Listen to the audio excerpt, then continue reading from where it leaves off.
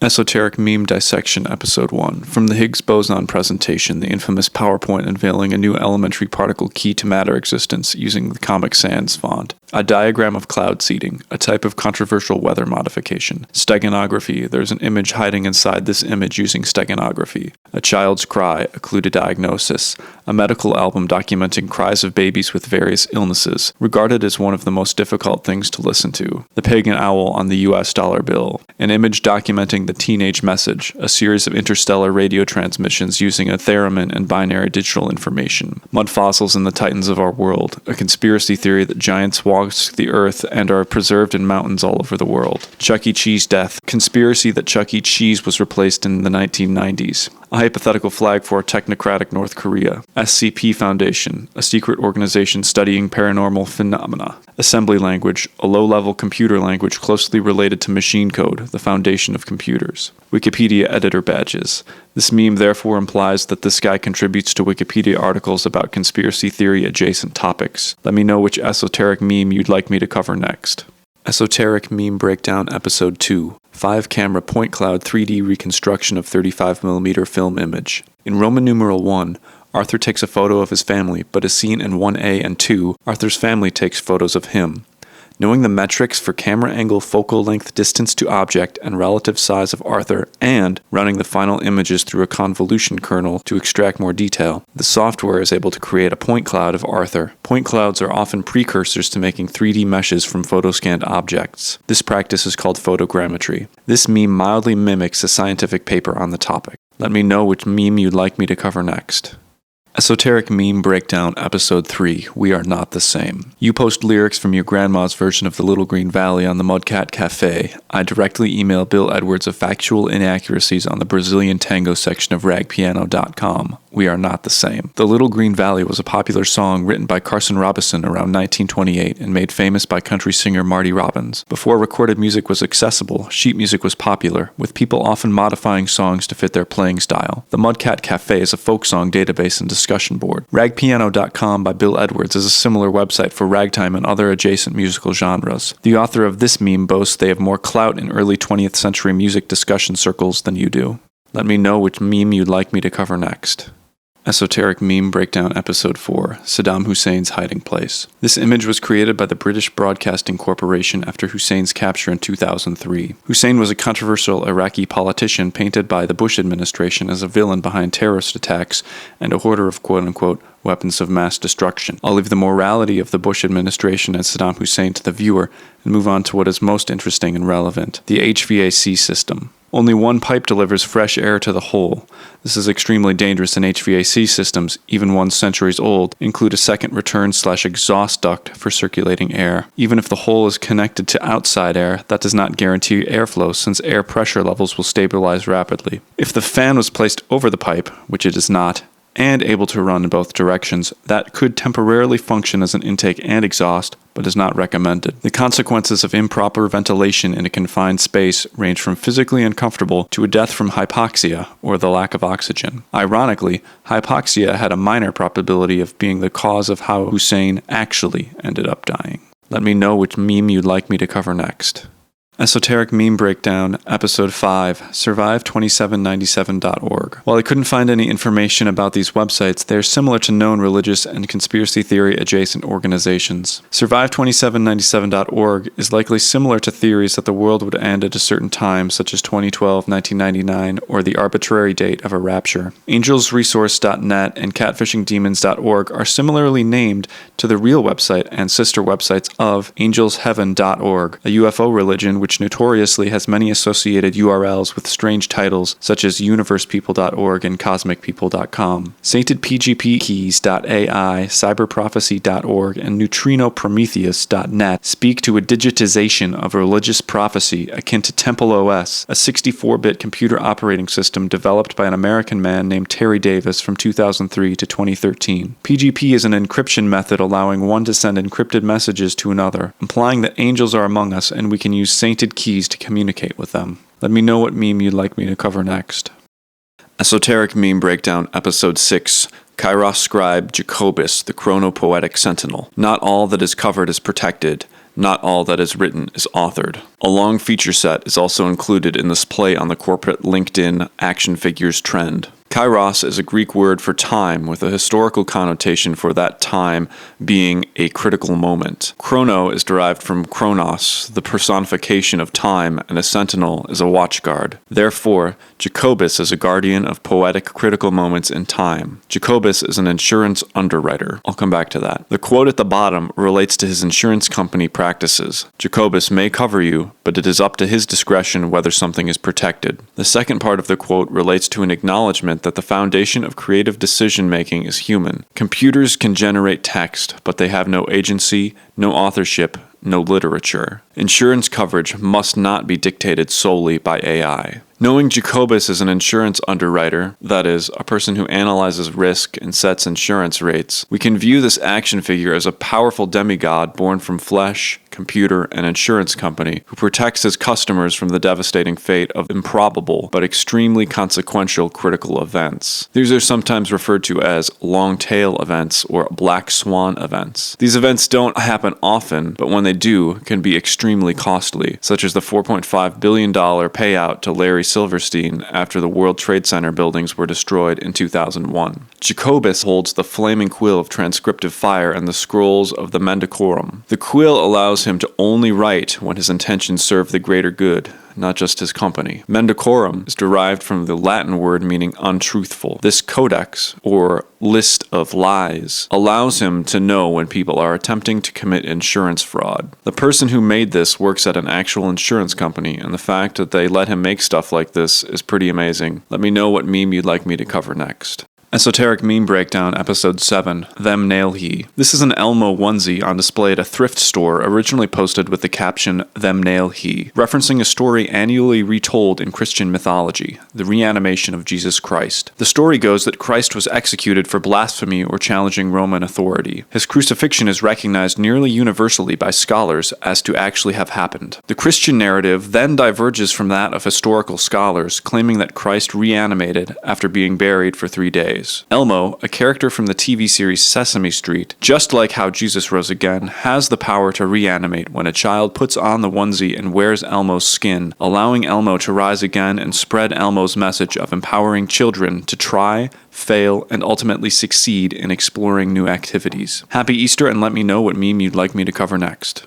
Esoteric Meme Breakdown, Episode 8, When You Ball and She Still Inhale Your Coker. This is a Ural 4320, a Russian all-purpose all-wheel drive 6x6 truck manufactured by the Ural Automotive Plant in Russia. Ural is a mountain range near where the truck is manufactured. This is a still image from a Russian crash test where 6.5 kilograms of explosive were detonated to test the truck's integrity. The text refers to the overstimulation that may occur after a penile orgasm if motions are not slowed or stopped. The Ural truck, capable of withstanding heavy damage and still being able to run, is implied to enjoy the post-climax activity. However, when watching the footage this still is taken from, of the 2 tests the Russian army performed, the first truck managed to keep driving, but the second suffered catastrophic damage. So, proceed with caution, fellas. Let me know what meme you'd like me to cover next. Esoteric Meme Breakdown, Episode 9. Guys literally only want one thing, and it's disgusting. $950,000 electric fish barrier. Electric fish barriers are becoming an extremely important tool in wildlife control, and believe it or not, $950,000 is on the low end of electric fish barrier cost. This is actually a very reasonable and prudent item to want. However, some taxpayers are skeptical of their out-of-pocket cost. The U.S. Army Corps of Engineers are currently working on a barrier to stop invasive carp from reaching the Great Lakes via the Chicago River, with an estimated price tag in excess of $1 billion. However, given that the Great Lakes generate up to $40 billion in economic output per year, it is a small price to pay to keep an animal out that would absolutely devastate the lakes, with the carp outcompeting native fish and destroying the ecosystem's stability. Smaller scale fish barriers further downstream and in other places are an absolutely necessary step in maintaining not just the environment, but the economy. Let me know what meme you'd like me to cover next. Esoteric Meme Breakdown, Episode 10. You can go out tonight, but that feet stayin' with me. This meme is not esoteric to the roughly 5% of people who have an attraction to feet, sometimes called foot partialism. People with this partialism can find Nikki's feet more attractive than her signature rear end, evidence that this meme was originally about her butt. Research is inconclusive on what causes attraction to feet. It is theorized that the areas in the brain that tell the body to be aroused by other body parts have a level of crosstalk with the feet. That is, the brain could be telling the body that it's looking at reproductive parts. However, this is very far from being proven correct via scientific consensus. The brain is so vastly complicated and misunderstood that this theory could be proven wrong as more neurological research is published. Other theories rely more on social aspects for the attraction, such as learned behavior or conditioning. Perhaps a person had a good experience with feet and now are more prone to liking feet in the future. This attraction could then be disseminated to others. Whatever the cause, people have been attracted to feet for thousands of years and don't seem like they're stopping anytime soon. Let me know what meme you'd like me to cover next. Esoteric Meme Breakdown Episode 10. You can go out tonight, but that feet staying with me. This meme is not esoteric to the roughly 5% of people who have an attraction to feet, sometimes called foot partialism. People with this partialism can find Nikki's feet more attractive than her signature rear end, evidence that this meme was originally about her butt. Research is inconclusive on what causes attraction to feet. It is theorized that the areas in the brain that tell the body to be aroused by other body parts have a level of crosstalk with the feet. That is, the brain could be telling the body that it's looking at reproductive parts. However, this is very far from being proven correct via scientific consensus. The brain is so vastly complicated and misunderstood that this theory could be proven wrong as more neurological research is published. Other theories rely more on social aspects for the attraction, such as learned behavior or conditioning. Perhaps a person had a good experience with feet and now are more prone to liking feet in the future. This attraction could then be disseminated to others. Whatever the cause, people have been attracted to feet for thousands of years and don't seem like they're stopping anytime soon. Let me know what meme you'd like me to cover next. Esoteric Meme Breakdown Episode 11. Yo mama so big, she got more gravitational bull than the Beepus logo. This vaguely Microsoft Windows XP themed Yo mama joke plays off the now infamous Pepsi logo design rationale document that explains the many positive attributes of the redesigned brand, including the logo's gravitational pull. The document, created by the Arnell Group, includes some outrageous concepts and was widely mocked by those outside and within the design community. The Mona Lisa in the corner alludes to the golden ratio, a concept leaned upon within the design rationale document. The gravitational pull mentioned could also be a reference to a Family Guy episode where Brian demonstrates that Peter has his own gravity. Let me know what meme you'd like me to cover next. Esoteric Meme Breakdown Episode 12. They don't know about the Warsaw Radio Mast. This Wojak laments those who are not familiar with the once tallest structure in the world. When completed in 1974, it stretched 2,120 feet, or 646 meters, into the air, broadcasting radio signals all the way to Antarctica. If it were still standing today, it would have still only been usurped by two other taller structures. Prior to its construction, a similar broadcast tower held the record, the KTHI TV mast, located in North Dakota, serving the Fargo-Moorhead area. The Warsaw Radio Mast is said to have broadcast communist propaganda from the Polish People's Republic all over the world, so maybe this Wojak is also sad he can no longer tune in. Let me know what meme you'd like me to cover next.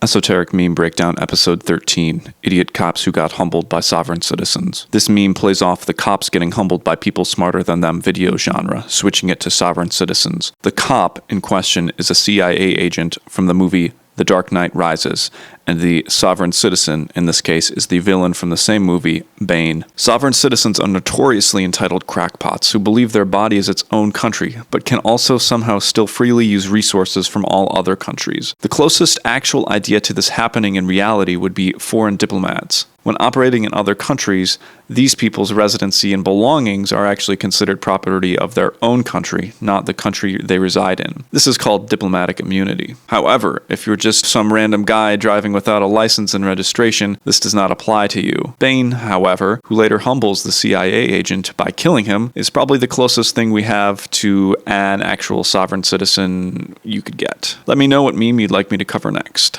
Esoteric Meme Breakdown, Episode 14, Black Khan. Streamer iShowSpeed visited Mongolia in 2025 and several memes placing him in historical settings within the region ensued. Khan is the title for king, with Genghis Khan being the first and most notable of the Khans from the Mongol Empire. The empire at its peak was the largest contiguous empire in the world, hitting over 9 million square miles. Genghis has an extremely complex family tree, with him being rumored to have fathered at least 1,000 children. Around 1 in 200 people alive today are direct descendants of Genghis. iShowSpeed's fabled family tree history is much less complex, but it is just as esoterically rich. Go back and watch episode 5 to learn more about Speed's grandfather, the mysterious Ashtar Sharan, the extraterrestrial being at the head of the UFO religion, Universe People. Let me know what meme you'd like me to cover next.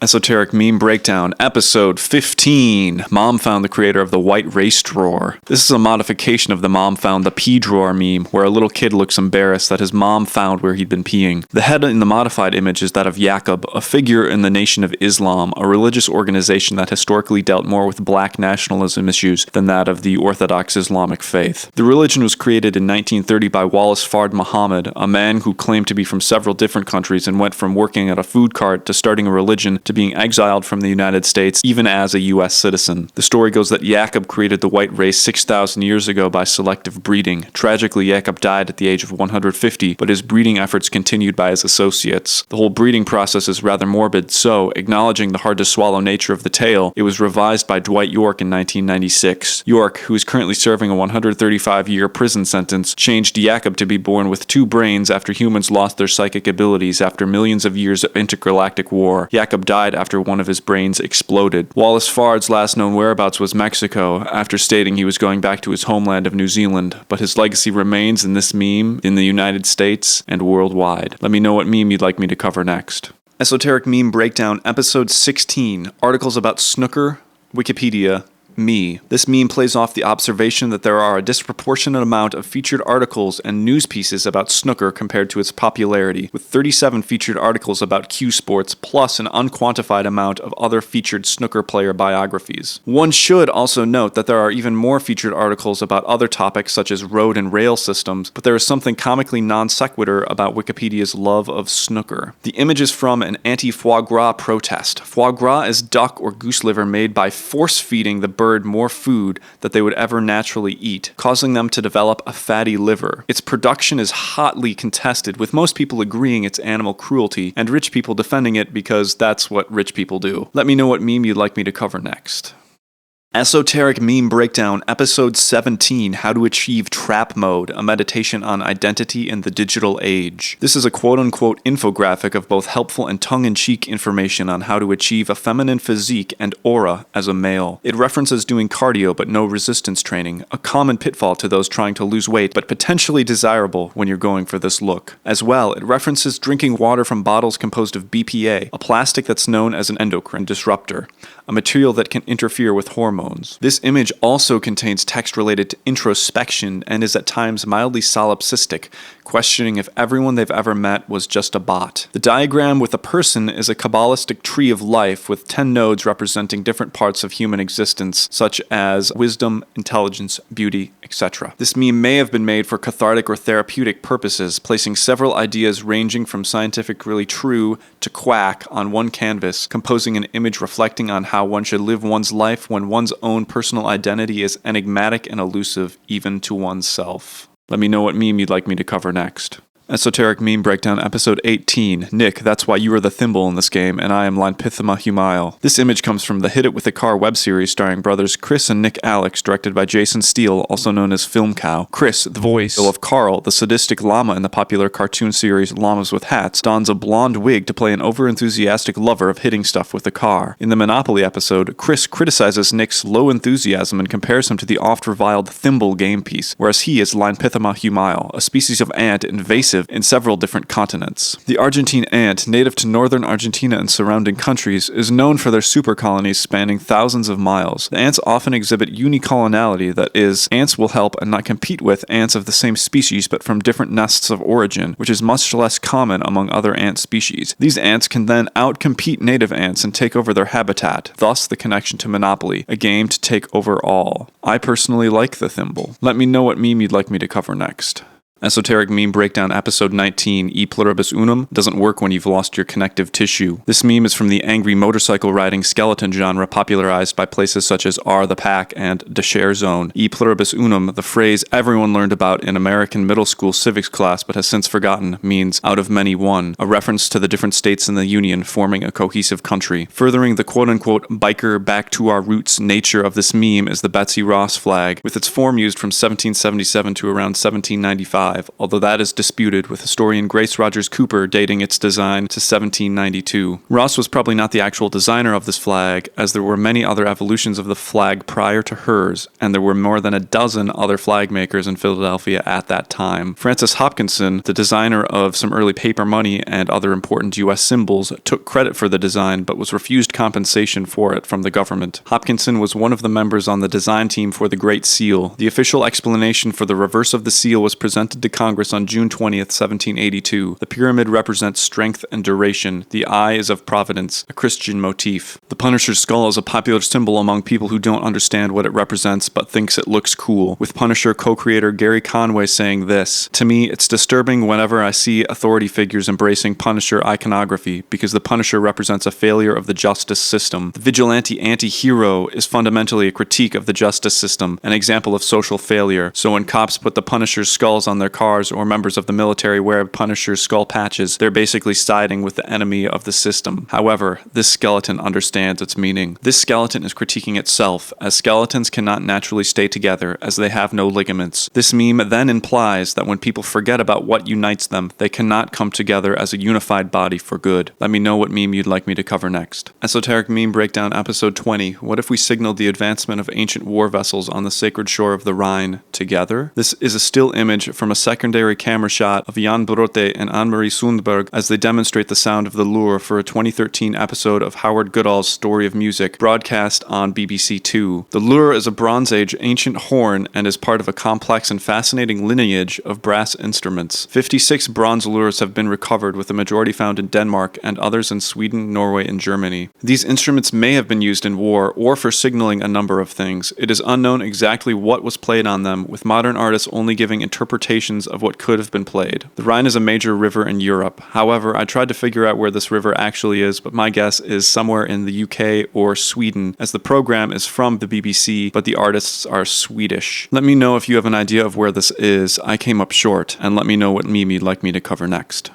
Esoteric Meme Breakdown Episode 21. I'll tell you, boy, that had me more prolapsed than Daddy's ABR1. This meme is synonymizing prolapsed with collapsed, the former meaning part of an organ displaced from the body, and the latter meaning fallen down or giving way. The ABR1 is a musical instrument bridge that is part of the Tune-O-Matic system designed by Ted McCarty and introduced on a guitar in 1953. After long periods of time, the ABR1 can slightly collapse under the tension of the strings it supports, and due to the precision required for a guitar to be properly playable, even a bit of give can cause very noticeable issues. At first, this sag may seem like a design or manufacturing flaw, as the bridges are die-cast, leading them to be weaker than they would be if they were forged. However, the issue arises more so from break angle of the strings behind the bridge at the tailpiece. Collapse can be mitigated by raising the tailpiece or wrapping the strings over the tailpiece, creating a shallower break angle and putting less weight on the bridge. Using thinner strings also helps reduce tension on the bridge, as it takes less force to get the guitar strings to the correct pitch. As for Tommy Lee Jones's prolapsed organ, I don't know what he ate or did, but I bet selling Daddy's Gibson would cover the medical bill. I hope it was worth it. Let me know what meme you'd like me to cover next. Esoteric Meme Breakdown Episode 22. 8 Tauri, 8 Shavlas, 8 Asgard, love Dakara, love Klelnorim, love Kree, simple as. This is a version of the simple as meme which satirizes some British soccer fans as tribalistic meatheads and is found in the same spectrum as the day in the life of a true Brexit geezer memes, but on the other political end. The person having a point is a member of the Jaffa, a humanoid species from the planet Dakara within the Stargate media franchise. As an analogy, the Jaffa are kind of like the clones in Star Wars or the War Boys in Mad Max. The Jaffa were indoctrinated to believe that Lord Apophis was a god and they were not actually slaves. That is, until the Jaffa Rebellion, of course. Thus, the connection with the British geezers. Tauris are humans, Asgard are humanoids who were the protectors of the Milky Way. Kelnorim is a Jaffa ritual similar to sleep. Kree is a catch-all phrase that loosely translates to attention. Shulvaz are Jaffa traders such as Teal'c of Chulak. Teal'c is a main character throughout SG-1 and was portrayed by Christopher Judge. He learned early on that Apophis, former lord of the Goulds, wasn't a god, and his attitude soured toward his masters. The rest, as they say, is history. But not before joining Apophis one more time in search of a new host for Amunet. Classic Teal'c. But seriously, researching this video made me very self-conscious of the amount of Stargate fandom wiki tabs I had open on my computer. Let me know what meme you'd like me to cover next.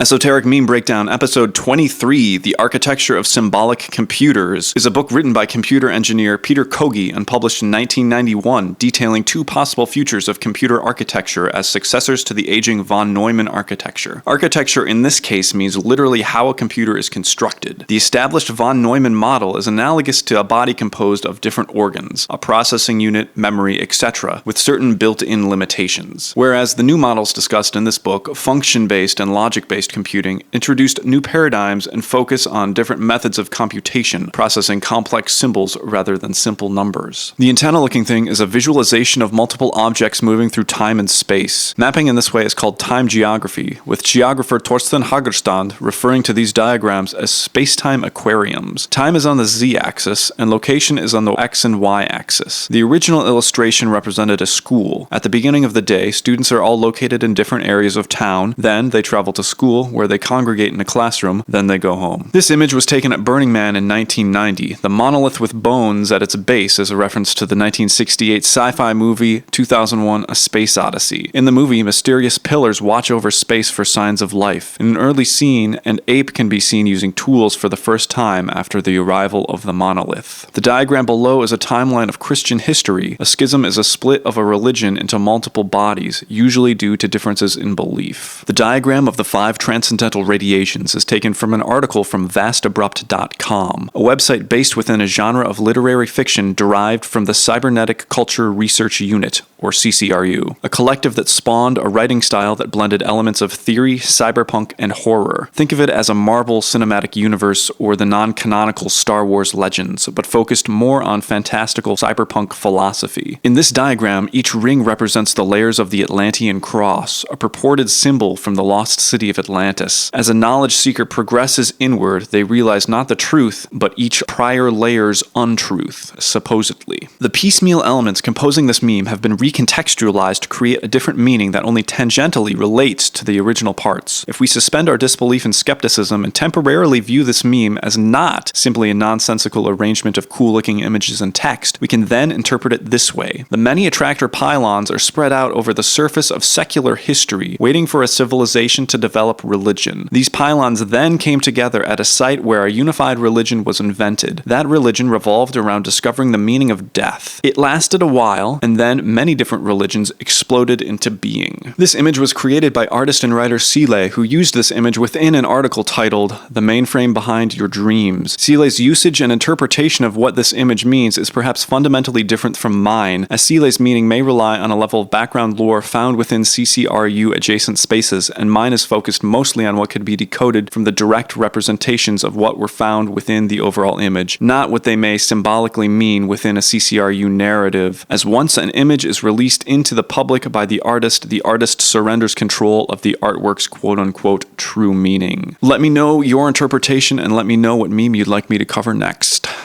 Esoteric Meme Breakdown, Episode 24, The Myth of Ankle Support. Dudes be like, get some shoes with ankle support. My brother in Christ, you are perpetuating a myth created by the hiking boot lobby. Sandwich. This is more of a fact-check episode than an esoteric episode, as I wanted to see how much truth was in this claim. There is, sort of, a hiking boot lobby. The Footwear Distributors and Retailers of America, FDRA, represent nearly all of the Fortune 500 footwear companies in the US and represent 95% of footwear sales. However, and unsurprisingly, the issues they fund are more businessy: tariffs, intellectual property, sustainability, etc. Looking for nefarious studies on ankle support, I couldn't find any notable ones that supported the idea that ankle support is important in people without injuries. Looking through hiking boot websites, many mention their boots having ankle support, but that information was usually presented in a neutral way and not specifically saying that the shoe was better because of it. This was also true for Keens, the boots pictured on this meme. Keen posts articles about their hiking boots, but the only one I could find making a positive value judgment about ankle support was a post specifically written by a person and not by staff writers like most other posts were. As for if ankle support is a myth, I'd say that unless you have an ankle injury and need immobilization to heal, yes, it's a myth. Multiple studies show that the healthiest way to walk is barefoot, or with shoes that have a very thin sole. Big cushions or shoes with ankle support can, quote,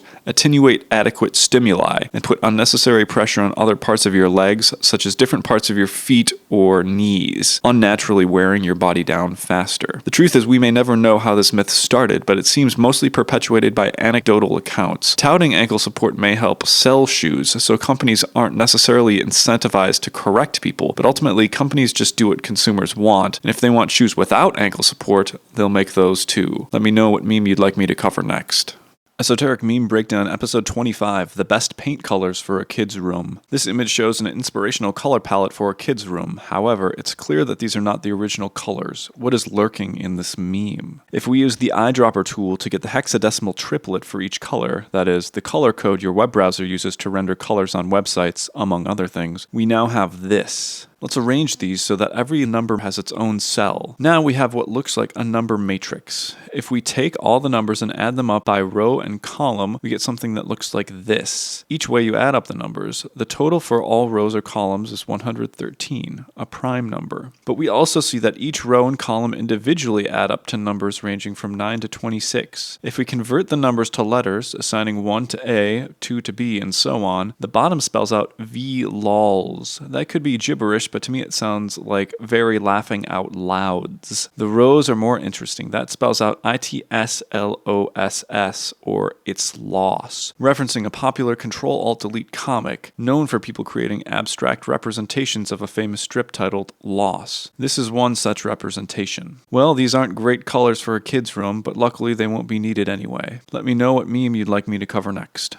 Esoteric Meme Breakdown, Episode 26, The Puzzling Debate Over the Existence of the Historic Candlelight Inn. Allegedly opening its doors in 1944 in Beloit, Wisconsin, the Candlelight Inn served as a guest house for those traveling on business between Madison and Chicago. Increasing in popularity, in 1951, the inn unveiled the Candlelight Club, a cocktail lounge that hosted nightly music for the following half of the century. But by 2008, a dilapidated husk of its former self, the inn permanently closed. It couldn't, or refused to, adapt to a changing world. The problem is, no one can agree on whether it actually existed. The person who reintroduced the public to the Candlelight Inn was musician DPCD, who claimed to have performed there on June 22, 2001, between the hours of 9 p.m. and 2 a.m., and who recently released recordings of 3 live sets the band allegedly performed in the Candlelight Club Cocktail Lounge. This May, to celebrate the rediscovered 24-year-old tapes and their first ever public release, DPCD re-performed the concert, nearly word for word and note for note, even reciting from a script all the stage banter that the members had said 24 years ago. After the show, a few listeners confronted Alec Watson, the band's leader, about the legitimacy of his story and of the inn. Watson later addressed the skeptics, releasing both a photo and video of him standing in front of the Candlelight Inn sign, showing metadata that the photo was taken in 2008. He had previously released other images, implying but never explicitly stating that they were of the Candlelight Inn. So, is it real? I mean, the sign looks pretty real to me. While perhaps simply defenders of DPCD, people online claim the Candlelight Inn is real, stating they've been there, but also people who have lived in Beloit all their lives claim it never existed. Using the power of the internet, one can easily find the true location of this image. However, when looking at the street view, we are met with a symbol literally next to, but more importantly, apropos to, the Candlelight Inn, Bigfoot. Stay with me here, I'm not getting into conspiracy theory territory. Rather, we now need to examine the music and myth DPCD has cultivated. Let's start with an analogy. When test audiences first saw Napoleon Dynamite, many didn't know what decade the movie was situated in. For that reason, they added a piece of ephemera to the opening title sequence with the date on it to clue in audience members that the movie took place in the modern day, 2004-ish. While this may sound absurd in hindsight, the reality is that time moves differently in places like Preston, Idaho, where Napoleon Dynamite was shot, or Beloit, Wisconsin. In these smaller Midwestern towns,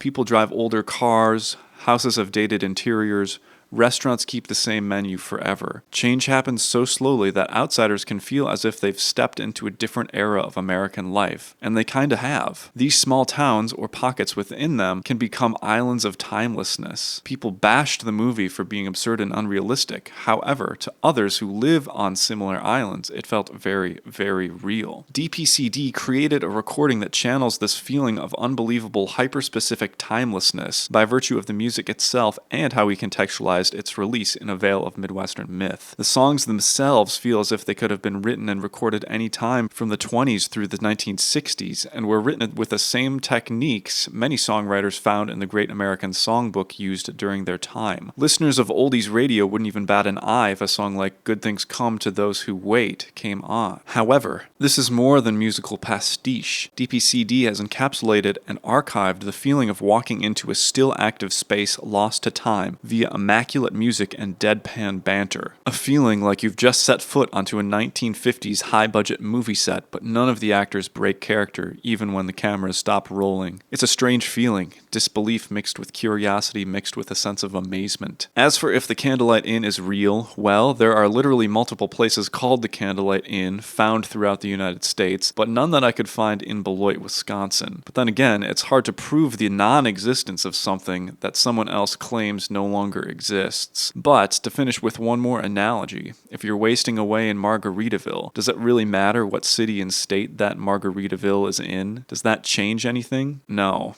You're still in Margaritaville.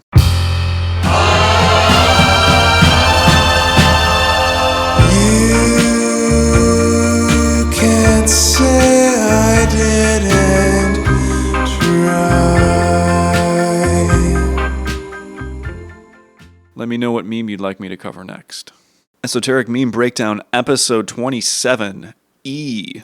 This is a variation of the Lord Marquardt/E memes that usually feature some random image and a capital E. These are generally absurdist non sequitur jokes. This is a medical-grade aluminum pressurized oxygen cylinder capable of delivering 23 cubic feet of oxygen. This one specifically is advertised as being sufficient for medical or industrial use. That could mean anything from delivering oxygen to a person or for welding with an additional cylinder of acetylene. E, in this case, is not a non sequitur, but the size of the tank. This is a common size for oxygen cylinders, as it has good capacity and is still small enough to be semi-portable and attachable to a wheelchair or mobility scooter. Oxygen therapy can be used for those with a variety of conditions such as COPD, pneumonia, sleep apnea, asthma attacks, and more. I know I've received accidental texts and emails from people that had just a single letter in them. It always brings me joy when it happens. Let me know if this has ever happened to you, and let me know what meme you'd like me to cover next. Esoteric Meme Breakdown, Episode 28, SpongeBob Worships Molly Katzen. In 1973, the Moosewood restaurant opened in Ithaca, New York, focusing on dishes made from local and sustainable ingredients. Its menu quickly became vegetarian and found success in the hilly college town, where many aligned with the restaurant's countercultural ethos. Dogma aside, their goal was to simply prepare great food that also happened to be sustainable. People ate it up. In fact, it was getting to the point where so many patrons were asking for recipes,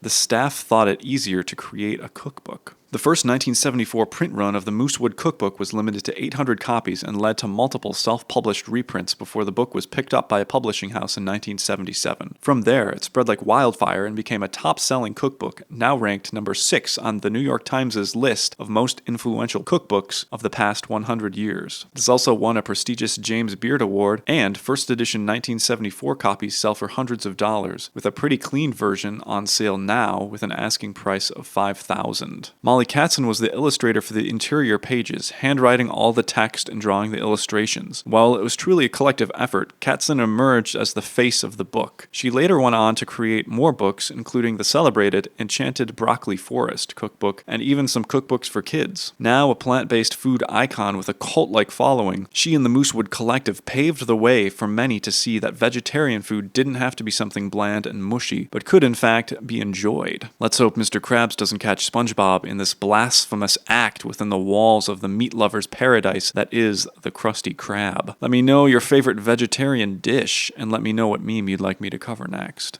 Esoteric Meme Breakdown, Episode 29. If you strollin' deep in the forest and see this, run. They gon' get you to cop some beeswax candles, water sugar, and local bacon. This meme shows a network of tubing used for the collection of maple tree sap that will then be boiled down to create maple syrup. In lieu of using buckets, many larger-scale syrup operations tap the tree and use tubing that drains the sap into a single location, both for ease and sanitation. These networks of tubing can either be run as a natural vacuum, where gravity assists the sap into a container or with a pump that forces sap down the tubes. After the sap is collected, it's boiled until it reaches a desired sweetness and consistency. It can take anywhere from 20 to 80 gallons of sap to make 1 gallon of syrup, depending on the sugar content in the sap. Usually it's around 40 gallons in average conditions. Unless an entity has thousands of taps running on their property, it can be hard to make a profit producing maple syrup. So, many smaller producers also operate gift shops, which is what this meme is alluding to. Syrup can then be sold at cost, a slight loss, or for a slight profit, because other higher margin products, such as bacon, candles, trinkets, etc., can make up for the syrup's bad margins. Quite frankly, I'm happy to buy a trinket with my syrup, maybe a t-shirt with a hand-drawn maple tree on it. I like that sort of thing. Let me know your favorite gift shop knick-knack, and let me know what meme you'd like me to cover next.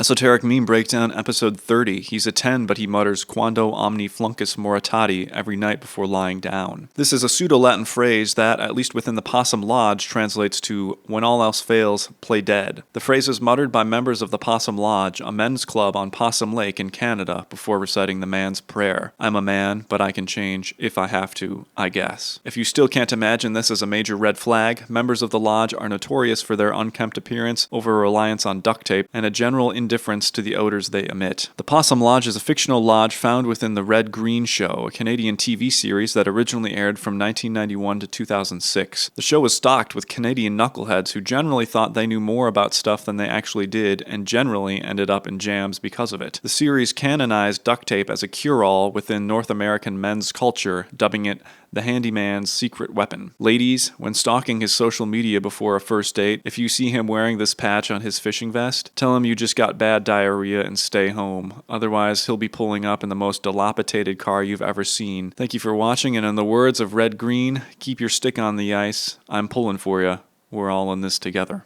Esoteric Meme Breakdown, episode 31, 10 Emmanuel Bronners versus 100 Paul Newmans versus 1 Sleepy Time Bear and Urantia book. Emmanuel Bronner was the founder of Dr. Bronner's Magic Soaps, the company known for his iconic walls of texts on their soap packaging. Perhaps making him even more dangerous, Dr. Bronner was not a real doctor, but came from a family of soap makers. Born in Germany, he fled in the 1930s as the threat of Nazism grew. He begged his parents to join him, but they refused and were murdered in the Holocaust. He lived in Chicago for a while, but was arrested on the University of Chicago campus after being invited to give a peace talk. He was sent to Northern Illinois' Hospital and Asylum for the Insane, put in a straitjacket, and given shock therapy. After 6 months, he managed to steal $20 from someone's purse and fled, trying to make it to Los Angeles, where no one knew him. However, his driver abandoned him in Las Vegas. There, he used the last of his money he had to play roulette and won enough to get him to LA. Early on, he lived on the roof of a YMCA, befriending the pigeons. Eventually, he was able to acquire some 20-gallon barrels and start making soap from the recipes he still had in his head from living in Germany. At the very least,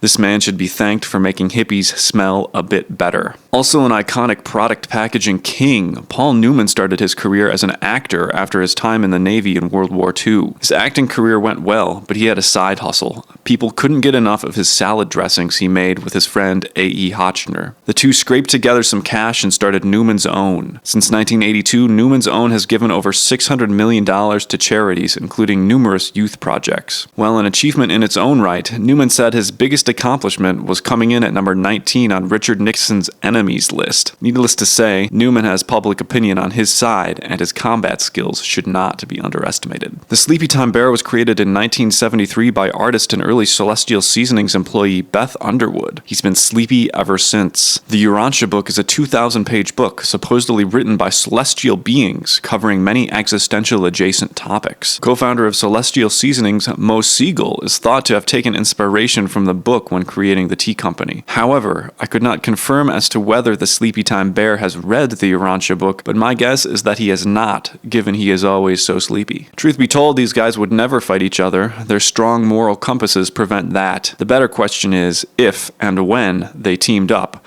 who or what could they successfully take on in a self-defense situation? Let me know what meme you'd like me to cover next. Esoteric Meme Breakdown, episode 32, Jojo Kiwa. Alright guys, this is the straw that broke the camel's back.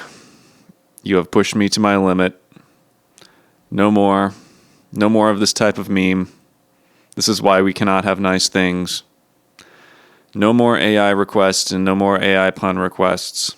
Here is your breakdown. It's musician Jojo Siwa as a Yeti crab. Kiwa is the genus Yeti crabs fall under. Go look up Yeti crab yourself if you want to know more. They're pretty interesting. I'll be back 2 days from now with a new meme breakdown about gas station t-shirts. Goodbye.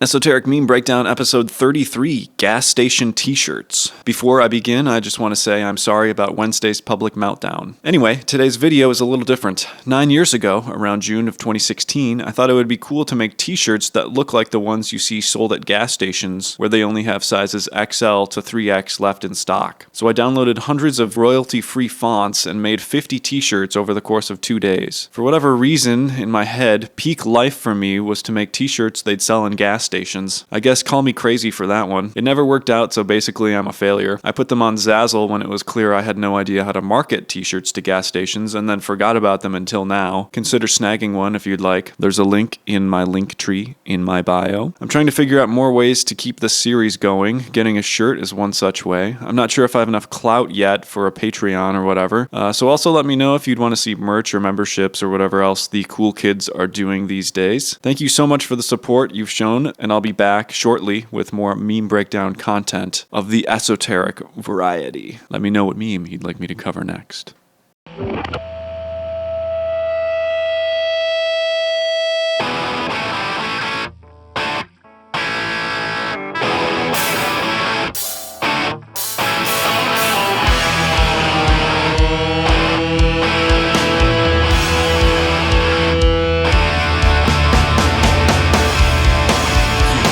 Esoteric Meme Breakdown, episode 34. What's your sign? I'm a Leo. I don't believe in that made-up nonsense. Tree. So true! This meme points out the hypocrisy of the well-cultured Wojak who doesn't believe in astrology, but who takes at heart the writings of Swiss linguist Ferdinand de Saussure. Saussure studied language and semiotics, with a more well-known part of his work being about the development and arbitrariness of language and what words mean. In the tree example, he argued that the word tree doesn't mean a physical tree, but the concept of a tree in a person's head. So the Wojak agrees that the illustration is actually a tree, because it's close to the Wojak's idea of what a tree is in his mind. If you're feeling frisky and are semantically jaded, you could throw in the treachery of images painting here as an example, which also thematically deals with definitions and ideas of things. It's not a pipe, it's a painting of a pipe. But actually it's just light from a computer screen. But it's not light, it's chemicals in our brains. This is just another semiotic rabbit hole. Definitions of words break down around us all the time. Lines are blurred for what a tree actually is, lines are blurred for what a fish is, what a lake or a pond is, and so on. This is because language is a tool to communicate. It's shorthand, it's approximate. Language is not scientific or a way of discovering truths. So, rather than accept that language developed over time to solve communication problems between people, perhaps starting in a way that had more basic onomatopoeia-like words, but evolving to fit the physical constraints of human vocal cords, geography, loudness considerations, and growing societal complexity, this Wojak reads too much into it, to the point where he's much worse than the person who is just asking an icebreaker question. Let me know what meme you'd like me to cover next. Esoteric Meme Breakdown, episode 35. Friendship ended with Toxodon. Now tech-savvy millennials is my best friend. This image shows avocados breaking up with Toxodon, an extinct South American mega herbivore. This meme is based on the theory that avocado plants originally developed alongside and were distributed by megafauna before humans domesticated and perpetuated the plant. When different species evolve alongside each other, developing traits as reactions to each other, we call it coevolution. For example, the avocado growing a tough outer layer and giant seed can be seen as a seed dispersal mechanism facilitated by Toxodon, giant ground sloths, ancestral elephants, etc. These megafauna help disperse the seed when birds can't even pierce its skin, let alone lift the seed. When one half of the co-evolutionary party goes extinct, it can be hard for the other species to survive, as oftentimes the arrangement was mutually beneficial. When only one of the species from this co-evolution is left, it's called an evolutionary anachronism. There are loads of examples of this. The American persimmon is thought to have been distributed by the American mastodon. The creosote bush was famously discovered to co-evolve with western camels after the U.S. Army brought camels to Texas and observed the animals eat the otherwise undesirable plant. The Joshua tree is also thought to have co-evolved with the western camel. Perhaps the most iconic animal examples in North America are the California condor and the pronghorn. The condor is a massive bird that evolved to scavenge on massive carrion, with the California population thought to have survived this long by supplementing their diet with beached sea creatures. The pronghorn is faster than it needs to be, capable of running over 50 to 60 miles per hour and can sustain top speeds longer than modern cheetahs. Since the American cheetah went extinct over 10,000 years ago, it makes me wonder if pronghorns used to be even faster before they were allowed to slack off. Again, many species aren't as lucky as the avocado and go extinct alongside their co-evolutionary partner. But better extinction than to be associated with those rotten, no-good, lazy, tech-savvy millennials, am I right? Keep an open mind, indulge your curiosity, and let me know what meme you'd like me to cover next. Esoteric Meme Breakdown episode 36, You versus the Guy She Tells You Not to Worry About. Alice Roberts really took the shower thought of what would I look like if my body was functionally perfect all the way and created a model that fixes design flaws and inefficiencies found within her body. She made her ears more efficient, eliminated her vision blind spot, gave herself a pouch for birthing babies sooner to eliminate pelvic stress, made her feet less prone to injury, and my personal favorite and that of anyone over the age of 30, shortened her spine for fewer back injuries. While hearing now plays a diminished role in current human survival, I can see how this would still be a positive. However, it is important to keep in mind the increased cognitive load the brain would be under with an increase in sensory inputs, such as enhanced ears and eyes. Humans would need more efficient brains to process more information, with much of it needing to be filtered out, especially if all most people are doing is staring at a computer screen working on a spreadsheet. You may not like it, but this is what human car crash survivability looks like. Graham has no neck and added fat around where it matters most. He was created as part of a traffic safety campaign to show the vulnerability of humans in car crashes. If it's between Alice Roberts 2.0 and Graham, I'm picking Graham. You know that guy is going to win in a fight, plus you know he can make a mean spreadsheet. What gives me a little bit of pause is that Graham also looks like he'd be a perfect battery for the human battery farms Alice 2.0's species would oversee after the Cube Farm Wars of 2045. Personally, I welcome our new Human 2.0 overlords. Keep an open mind, indulge your curiosity, and let me know what meme you'd like me to cover next. Esoteric Meme Breakdown episode 37, Ethiopian Money Cults or the Sacred Order of Money. There are many variations of this type of cultist video with differing audio and imagery, so I will be focusing on the most popular video, but my explanation will also apply to the whole genre. First, the voiceover in the viral clip is of two people speaking, one saying, "I'm ready to sacrifice all members of my family to ensure my wealth remains," and the other saying, "You must never cut your hair again. You must never eat food that contains red oil." This is taken from a 4-hour-long Nigerian movie titled The Sacred Order of Money. In the scene this audio is ripped from, the cult leader tells the member he must kill his sister and he must make those lifestyle sacrifices to ensure he's wealthy for the rest of his life and can have his own temple. There are two other sacrifices mentioned in the movie that aren't in the viral clip. He will go blind, and he is not allowed to shake hands with anyone he knows by name. In Nigeria, among many people, and elsewhere, including among my own grandmother, may she rest in peace, letting your hair grow or not taking care of it is seen as indecent or improper. This would lead to being seen as a less desirable person to associate with, again, to some people. Red oil is palm oil, a huge Nigerian export and ingredient in many dishes. Not eating foods containing it would be possible, but a major pain. The video clips in the viral video are not from the Sacred Order of Money, but are a mixture of original video and video from elsewhere. I will cover the video from elsewhere first. The footage of the bones is from the Lang Pacha ceremony in Thailand, a ceremony that honors the unidentified dead who were not initially given proper, dignified burials. The bodies are exhumed, cleaned, and then cremated as a way of finally letting their spirits be free. Catfish on the head is part of a ceremony to ward off bad energy and bring good energy. These are performed by traditionalist herbalists who may consult about your life or claim certain things about your life. This is something that is, obviously controversial. The people that oversee these ceremonies can be harmless, like a neighborhood palm reader, but can also have bad intentions related to these money cult leaders. And on that note, money cult videos are posted by scammers and actual cult leaders. These can range in severity from a mild advance fee scammer, that is, for example, a scammer promising you $1,000 but asking you first to send $15 to them as a fee or for some other reason, to financially controlling you and having your salary routed directly to the scammer's bank account. These scammers use the flashy videos exactly because they're flashy. They want attention. They want you to believe that they have hidden knowledge that allows them to acquire money. They appropriate Christian imagery, Islamic imagery, local spiritual imagery, anything that looks cool and has a mystique to it. In early videos from the Ethiopian uploader of this viral video, he performed literal textbook magic tricks, making money appear out of thin air, etc. Over time, the videos incorporated other flashy imagery and got more outrageous. To most people, it's obviously a scam, but for people going through tough times and in vulnerable positions, these scammers can destroy lives, and now these scammers can find vulnerable people all over the world. Pro tip, if they're advertising their secret society on a poster behind them, they're not a secret society, they want your cash. Take a tip from the ending of the Sacred Order of Money and use the name and blood of Jesus Christ to summon Holy Ghost fire and send these scammers back to where they came from. Now send $5 to my Venmo or PayPal. And as always, keep an open mind, indulge your curiosity, and let me know what meme you'd like me to cover next.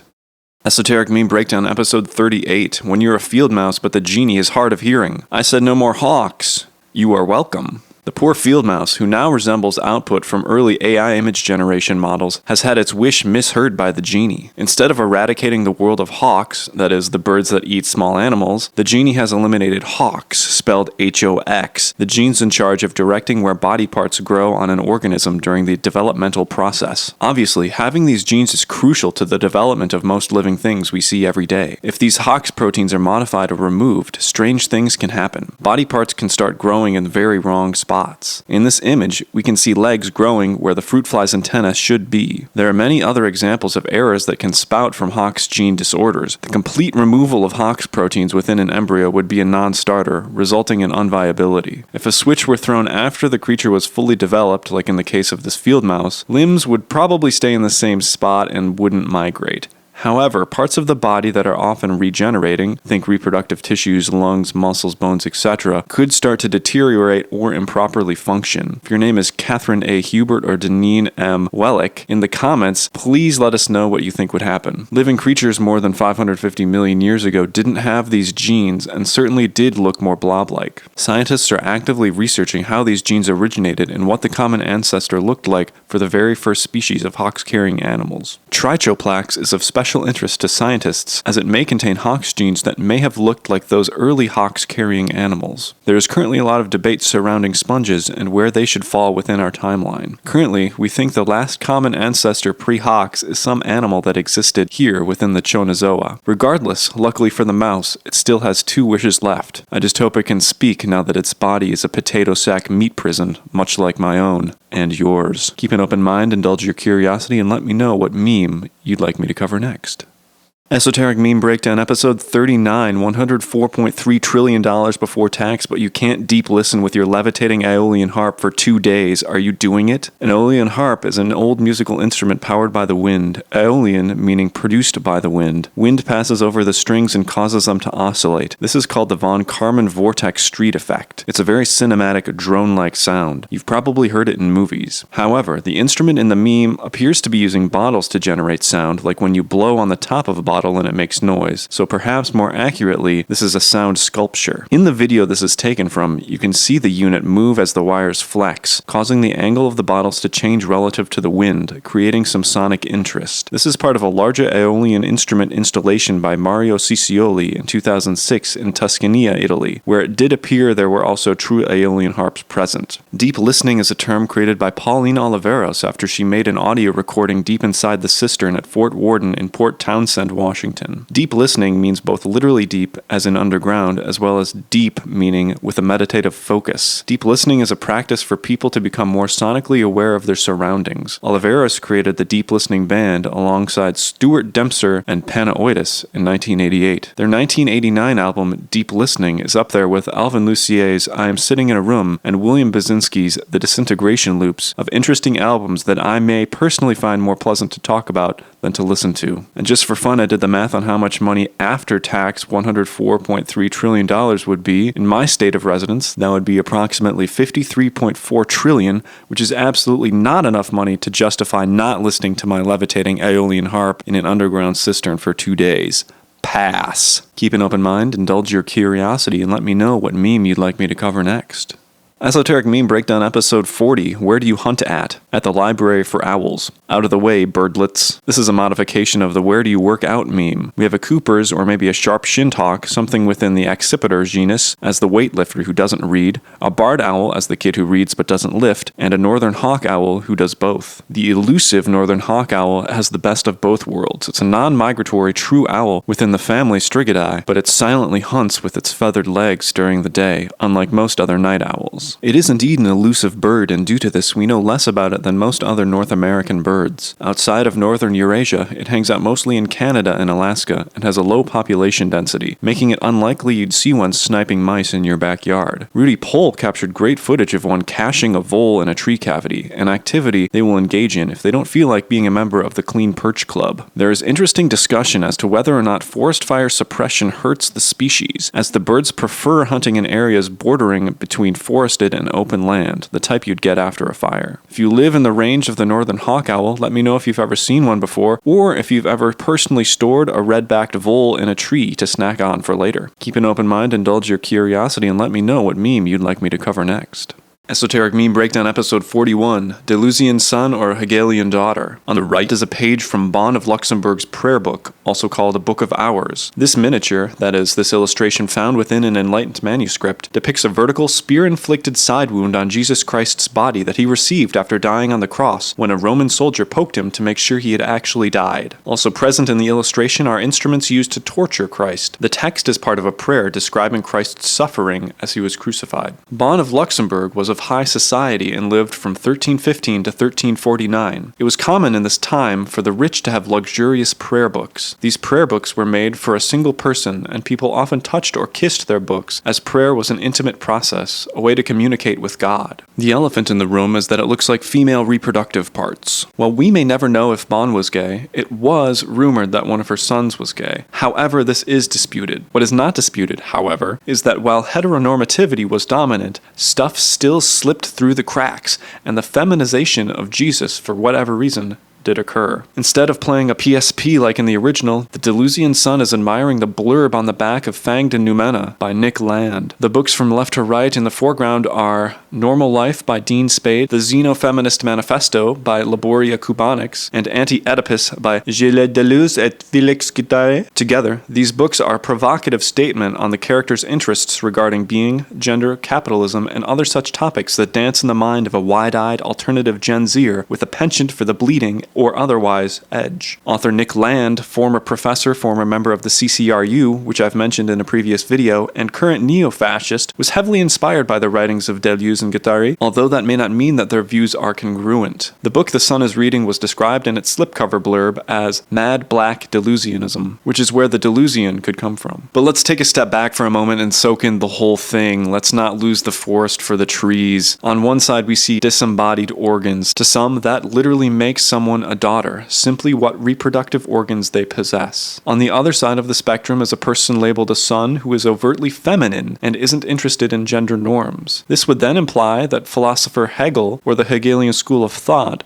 believe in a more conservative definition of daughter, and that the Deleuzian thinkers believe in a definition founded from a more social or societal context. The way we talk about gender identity today did not exist in Hegel's time, and Hegel certainly did not take a contemporary Fox News-esque approach, regardless of how flawed his actual opinions on gender may have been. Complicating it, there was a Hegelian left and a Hegelian right that developed after his death that had differing views regarding Christianity. Deleuze and Guattari had much more different views on gender, and some now argue that they may not have even believed in it as a thing. To summarize, this is just a joke and isn't meant to be taken that seriously, and I'm sure people have already started arguing in the comments before even getting to this point in the video. Keep an open mind, indulge your curiosity, and let me know what meme you'd like me to cover next. Merch coming soon? Stay tuned! Esoteric Meme Breakdown episode 42. I always check the voices of my neighbors. You just never know. This meme is a modification to a video made by ASMR King Teleboy, a creator who makes videos about being paranoid for his safety inside Airbnbs. In the case of this meme, we can see an audio analysis software interface. This is a frequency response graph as well as some spectral plots. Here, the y-axis relates to frequency, that is how high or low pitched the sound is, and amplitude is on the x-axis. So, there is a clear spike in loudness at a specific frequency. Looking at a higher fidelity chart, you can see a bit better as to what's happening. The spectrogram shows similar information but includes time on the x-axis, not a single moment like the frequency response graph. Audio frequency is on the y-axis and loudness is measured by color, white being louder and black being silent. These charts can be used for a variety of things, including to document a sound signature for a person, place, or thing, which leads us to this image that can be traced back to a picture of Myotis austroriparius, also known as the southeastern myotis, a species of small bat native to the southern United States. The graphs are of the bat's calls, created using the computer software Anabat, an acoustical analysis software specifically tailored for bat call data. On top of numerous data management tools, you can also view where the recordings were taken on built-in maps. Low-key, there's a free trial, and this looks really fun as an excuse to go outside at night and start your bat call collection. Frankly, I'm glad this person is documenting bat calls. Learning more about nature and bats is never a bad thing. Don't forget to keep an open mind, indulge your curiosity, and let me know what meme you'd like me to cover next. Esoteric Meme Breakdown episode 43, Dream Rotation. Emil Bessels, Alexander Supertramp, Dog of Shirase Nobu, Henry Worsley, Cast of Glee. Emil Bessels was a naturalist and physician and probably the person who killed Charles Francis Hall while on an expedition to be the first group to reach the North Pole. While the expedition was off to a terrible start for numerous reasons, it is thought that Hall's murder via slow arsenic poisoning in his coffee over a long period of time was less motivated by the harsh conditions and more motivated by Bessels and Hall having the same love interest, Vinnie Ream. Both sent letters to Ream during the expedition. Ream was the first woman sculptor to be commissioned by the federal government and created multiple iconic statues. She instead later married Richard Hoxie, who told her to stop working because it was improper for Victorian women to do so, and she followed his wish. She was also friends with Albert Pike, a high-ranking Freemason and Confederate Army general. There were also rumors that Emil Bessels murdered his fiancée, opera singer Bertha Ravine. Bessels died of a stroke at age 40. Alexander Supertramp is an iconic figure who has had a successful book and movie about his short life. However, his attempt to live off the land in the Alaskan bush was less successful, and he died of starvation inside an abandoned school bus at age 24. The circumstances of his death have been cause of much debate and have already been extensively covered. Nobu Shirase's dog was a Sakhalin Husky probably not owned by Shirase, but by Yasunosuke Yamanobe, or Shinkichi Hanamori, two Ainu men who accompanied Shirase on his Antarctic voyage from 1910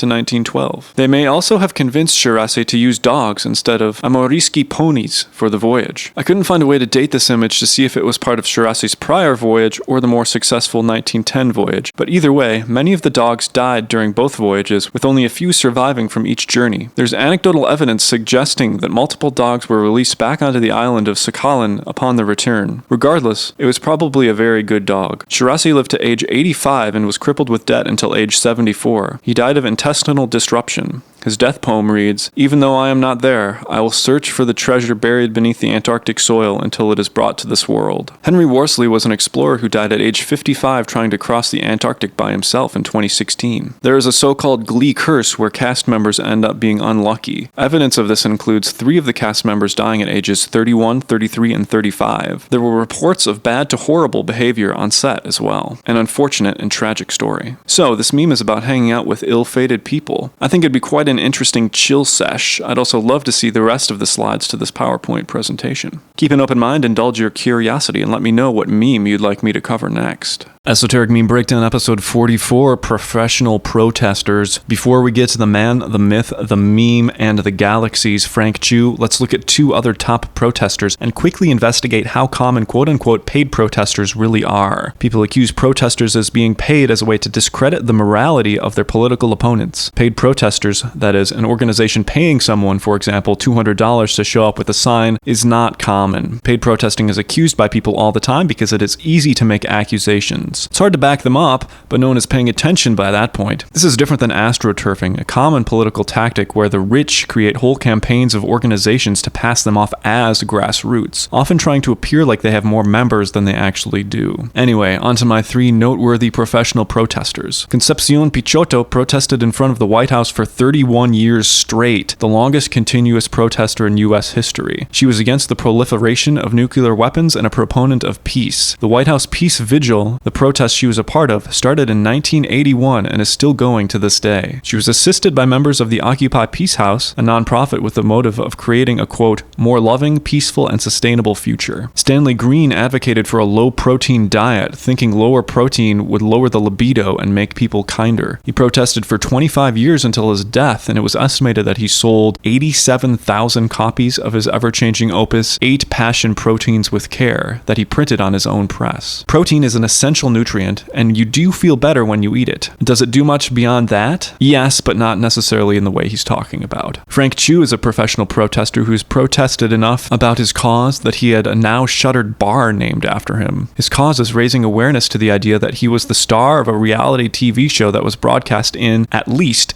12 other galaxies, and aliens are ripping him off and not giving him royalties. His signs are often incomprehensible, with aspects changing as the wind blows. These changes are, in my best guess, related to how much attention he can gather. A more outlandish sign is going to get more people to stop and talk to him, as the full story requires a lot of explanation. He has been paid by taking multiple sponsorships from Laughing Squid, Quizdos, and many more. He also takes individual donations. Housley could be referring to Housley Stevenson, an actor who could also be a part of Frank's reality TV show. 75,850,000 galaxies, the amount of galaxies Frank's show is currently broadcast in. He has been known to change the amount of galaxies. TASS, Hatrokennial Broadcasts. TASS is a state-owned Russian news agency. Hatrokennial blah blah blah blah blah are words I could find no information about. However, they are eye-catching words and steeped in intrigue. And thank you to the person who constantly requested Frank Chu until I was forced to make this video. Keep an open mind, indulge your curiosity, and let me know what meme you'd like me to cover next. Esoteric Meme Breakdown Special Edition, Episode 45, Banish the Hoarders of Esoteric Knowledge. This world cannot ask, but you can still answer. This image references many things: humanity's search for the explanation to the creation of the universe via the Bicep 2 detector array, Plato's cave allegory, and also this video series as it's merch for my new store. The esoteric imagery is then explained in my handwriting, allowing the wearer and the viewer of the shirt to spread formerly esoteric knowledge into the world. It also features an entire script of an episode written in an experimental font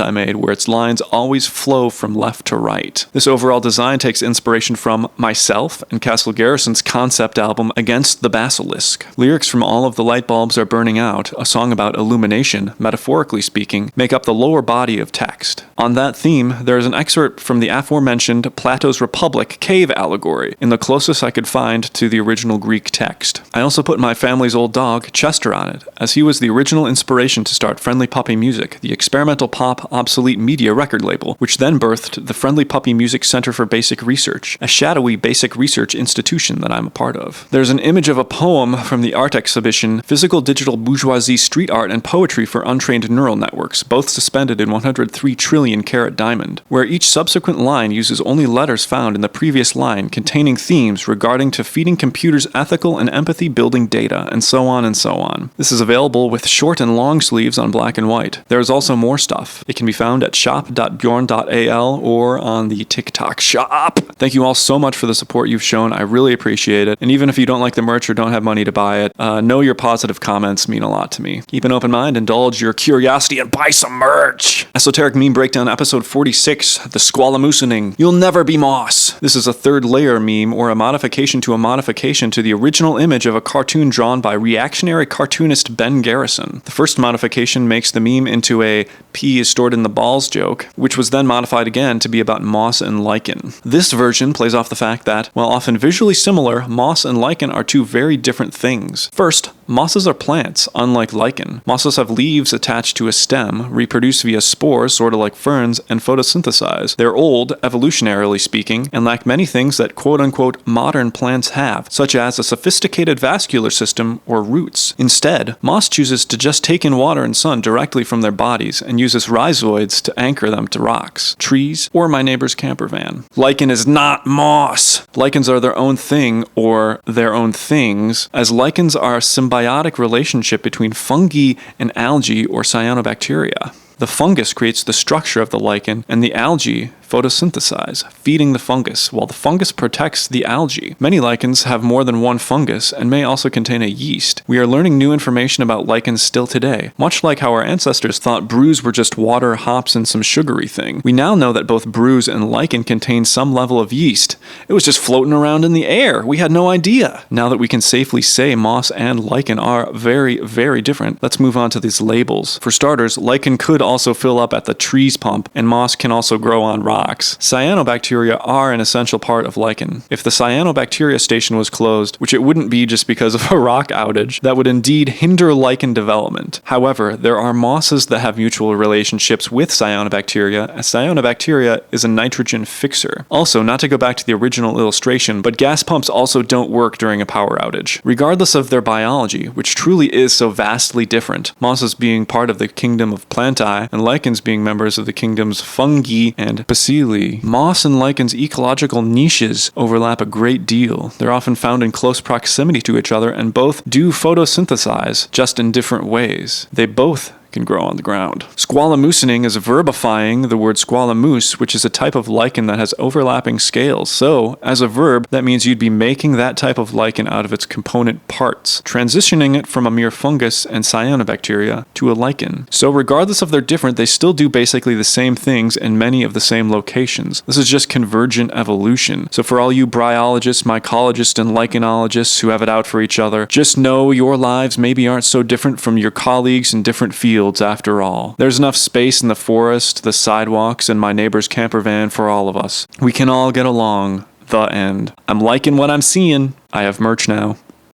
Esoteric Meme Breakdown episode 47, Breath In, Man. This is an amazing modification to the iconic SpongeBob Breath In Boy meme. It has grown up from boy to man, but has it matured? Perhaps not. Other than the text, SpongeBob is wearing a different shirt. It appears to have a design of a dragon on it. If you're into music and memes, you may already know this one. SpongeBob is wearing a button-up shirt from La Rocca, a fashion label started by Lloyd Johnson, whose clothing went on to be seen on album covers and worn by tons of musicians and fans in the latter half of the 20th century. The La Rocca label was spun up to capture the rockabilly market, but instead gained infamy when a certain singer of a certain group teamed up with a certain guitar player from a totally different genre. Yes, that's right. This meme is a reference to the 12-week at number 1 1999 mega hit Smooth by Santana featuring Rob Thomas of Matchbox 20, as this is the shirt Rob wore in the music video and man is the first line of the song. Also make note that this design was copied by Fat Farm and there are lookalikes of this shirt. You can tell it's the La Rocca version by the lower pockets where the Fat Farm has a single chest pocket. Don't overpay for a knockoff. Actually, don't buy one of these at all. Go to my new shop. I forgot I still need to promote that, and I swear I did not plan that merch transition. Please believe me. Anyway, give me a like, make it real, or else forget about it.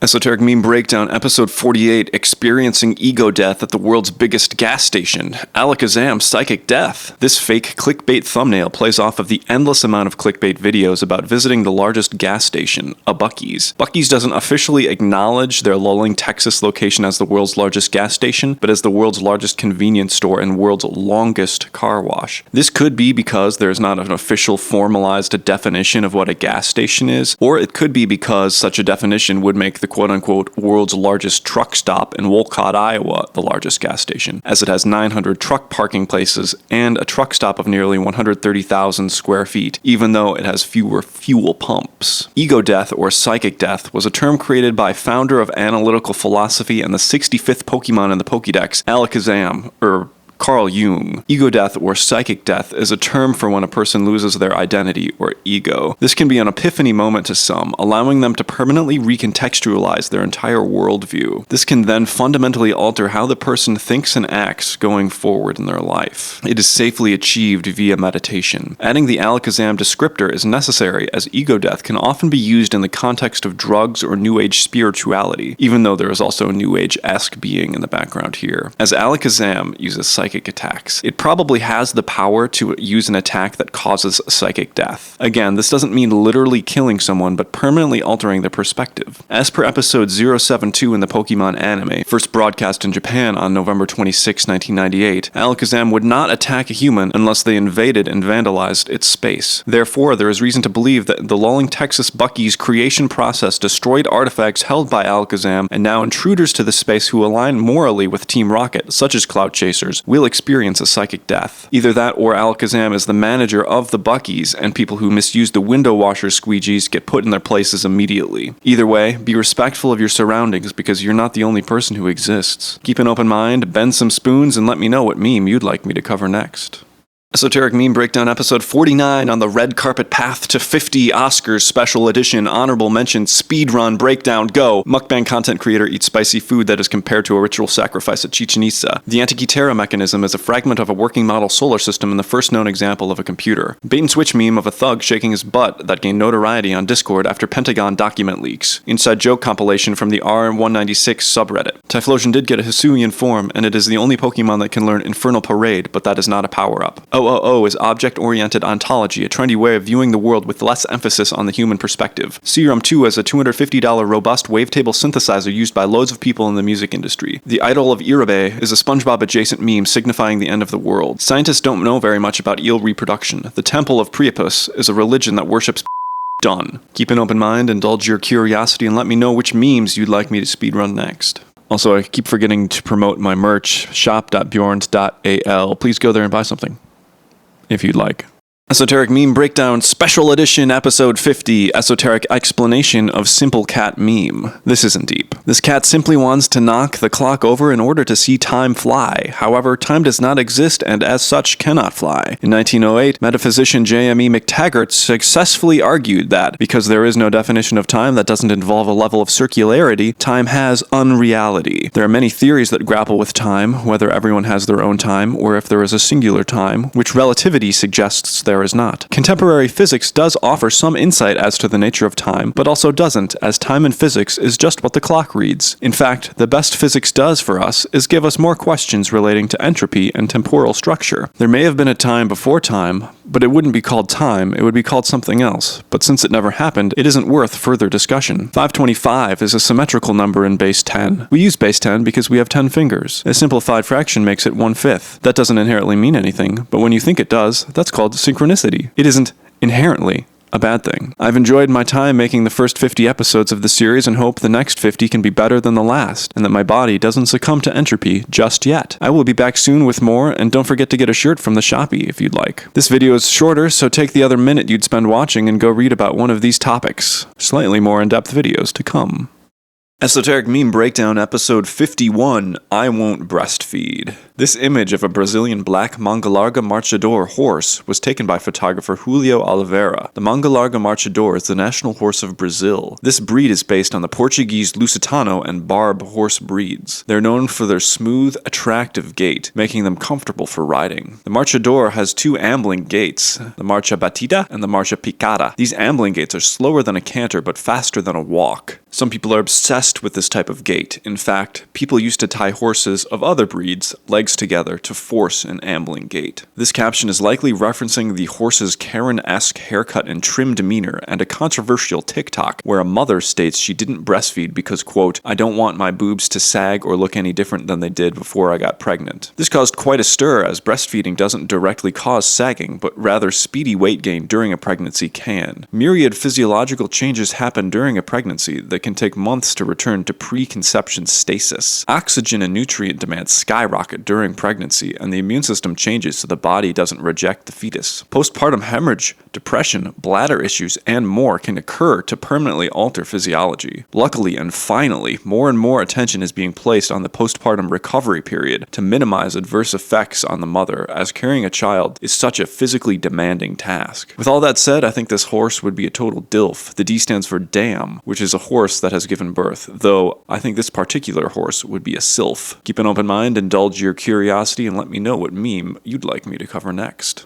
Esoteric Meme Breakdown, episode 52. She's of the older variety. She's blonde. She's a screamer. She says TG when you take off her neck. This certified boomer classic isn't talking about a woman, but a specific type of vintage blonde finish overwound bridge pickup equipped electric guitar crafted by a Fender employee who has since gained a cult of appreciation for the instruments he crafted during his tenure. Indeed, many old men go crazy for these pre-CNC machine vintage instruments, especially in their classic colorways. In the 1950s, guitar pickups, magnets with a bunch of wire wrapped around them, were wrapped by hand and were sometimes over-wrapped, which leads to a stronger signal going into the amp, causing the guitar to quote-unquote scream. To 1950s guitar collectors, if Leo Fender is the father, Tadeo Gomez, born 1902, is the Holy Spirit. His neck carves, that is, the shape of the guitar neck that players interact with, are frequently copied. His hand-finished necks are now 3D scanned and reproduced using CNC machines and are forever part of music history. Tadeo's parents died when he was 12, and a year or so later he walked over 1,000 miles from his hometown of La Cueva, Mexico to Jerome, Arizona to meet up with his older siblings to work in a silver mine. He eventually made it out of the mine, one of his brothers died there, and he settled in La Abra near Fullerton, California, where Leo Fender was based. He worked at Fender, shaping necks and developed his own style that players loved. By 1957, having worked around 7 years with Leo, Tadeo left after a new supervisor said he wasn't meeting standards, even though by that point he was a foreman with people working under him. Then, he helped build Disneyland. After that, he made it back to Fender, now in his 60s, as a maintenance person. His wife operated a very popular store that sold snow cones that he helped at until she could no longer work. She may have made more money than he did during that time. While instruments of this era fetch a price that only Vince McMahon can afford anyway, the TG signature adds an almost immaterial amount of value, as collectors are much less inclined to sell an instrument steeped in such Tadeo mythos. Keep an open mind, indulge your curiosity, and let me know what meme you'd like me to cover next.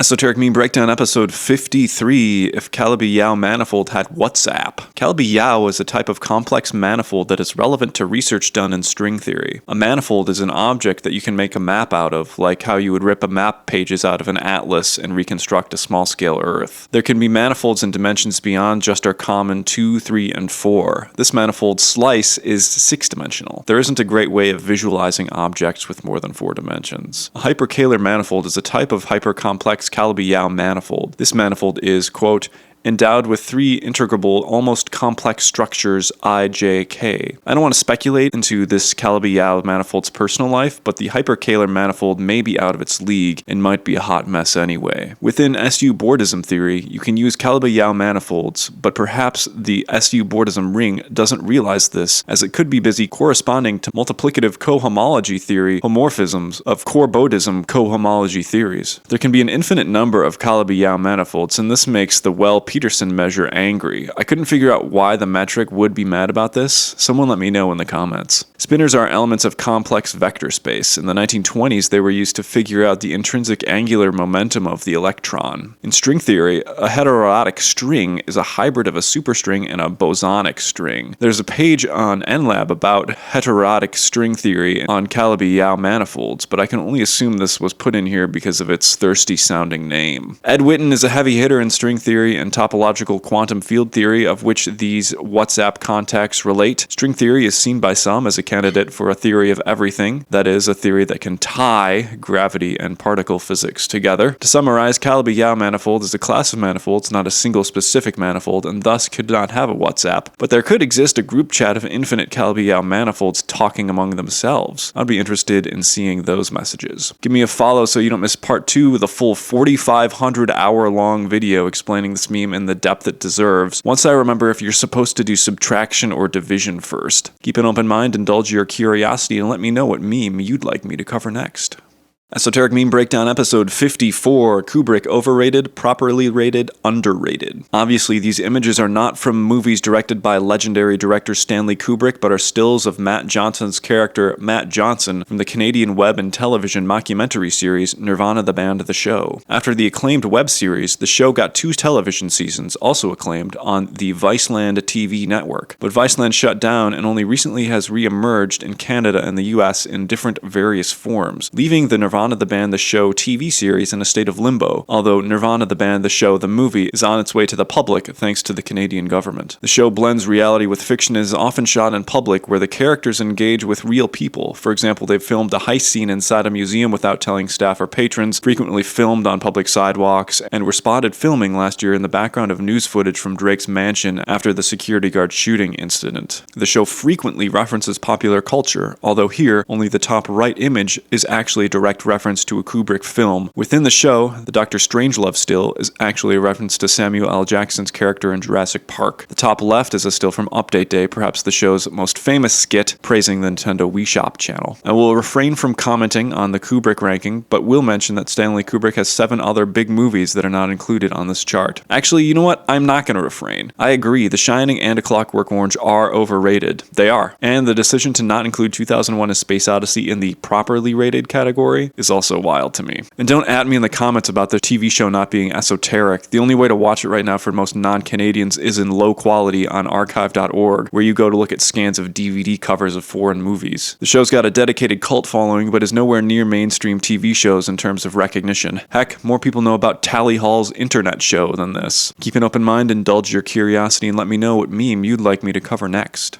Esoteric Meme Breakdown episode 55, the only law I respect is 49 CFR 222.21 and Pub L 85 through 839. CFR stands for Code of Federal Regulations. Title 49 is in regard to transportation, and Chapter 2, that is parts 200 through 299, involve the Federal Railroad Administration. Part 222 subpart 21 answers the question to its title, when must a locomotive horn be used? The answer, generally speaking, is that the lead car must sound every time it approaches a public highway rail grade crossing with either 2 long blasts or 1 short blast and 1 long blast. There are, of course, nuances. A highway rail grade crossing is an intersection where the road and tracks are at the same level. There are exceptions to this rule expanded upon in subpart C 222.31 through 59. You may have seen signs near tracks that say quiet zone. This could mean that, as long as the requirements for being a quiet zone are met, the train doesn't need to sound its horn. But we don't care about that. We think the train should always sound its horn. Public Law 85 through 839 is also known as the Onion Futures Act. This is an iconic law that was enacted in response to 2 guys that bought 30 million pounds of onions, cornering the onion market and futures market, making a ton of money. Essentially, they bought a huge amount of onions, then made it seem like they were buying even more, tanking the onion price into near negative territory, all while having short positions open on the onion futures market. This caused farmers to go bankrupt and caused the public to wonder, should this really be allowed? They decided the answer was no. In a perfect world, the futures market exists to soften the blows for farmers during bad years, but some people also use it to gamble. Studies about onion price volatility following the Onion Futures Act didn't result in satisfying answers as to whether futures hurt or helped onion price volatility. Either way, Squidward doesn't link with people who futures trade. He's a real one and ain't about that fake life. And he especially doesn't click with locomotive engineers who disregard 49 CFR 222.21. Keep an open mind, indulge your curiosity, and this is a picture of me, so when I post on Maine, you aren't like, who the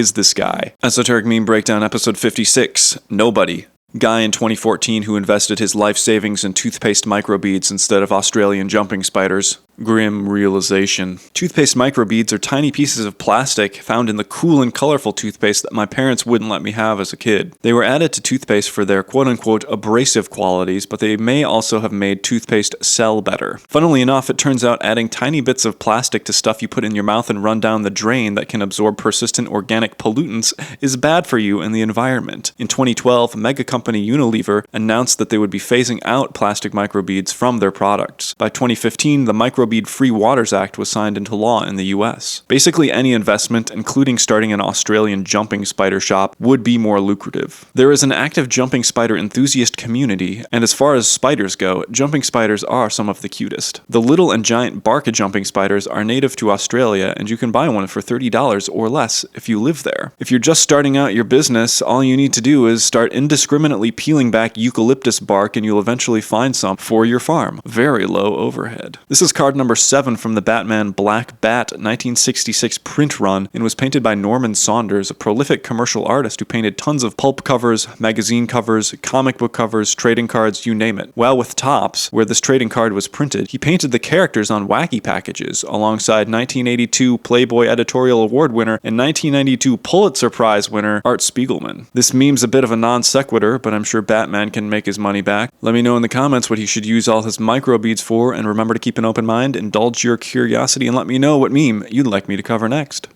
Esoteric Meme Breakdown episode 57, Broski's in the Zone. This is Broski from the 2007 viral video, My New Haircut, where an unlikable Jersey guy with a new haircut goes on a testosterone-fueled tour of brocore hangout zones, such as the bar, the gym, and the mirror in his bedroom, all while the instrumental to Sunglasses at Night by Corey Hart plays. In the scene this is taken from, Broski walks into a gym with an entire case of water and a tub of protein powder. Refusing to check in at the front desk, all he says before continuing to the gym is, "Not now, Chief, I'm in the zone." And here, he is in the zone from the now universally acclaimed 1979 sci-fi movie Stalker, directed by Ingmar Bergman's favorite director, Andrei Tarkovsky. One guide, the stalker, and two men seemingly aimlessly make their way into the zone, an area of Earth laid ruin after an extraterrestrial event. Their goal is to reach a room in the zone that can cause people's innermost desires to come true. I won't spoil the rest of the film, but it's a beautiful movie filled with many interesting and important themes relating to the quote-unquote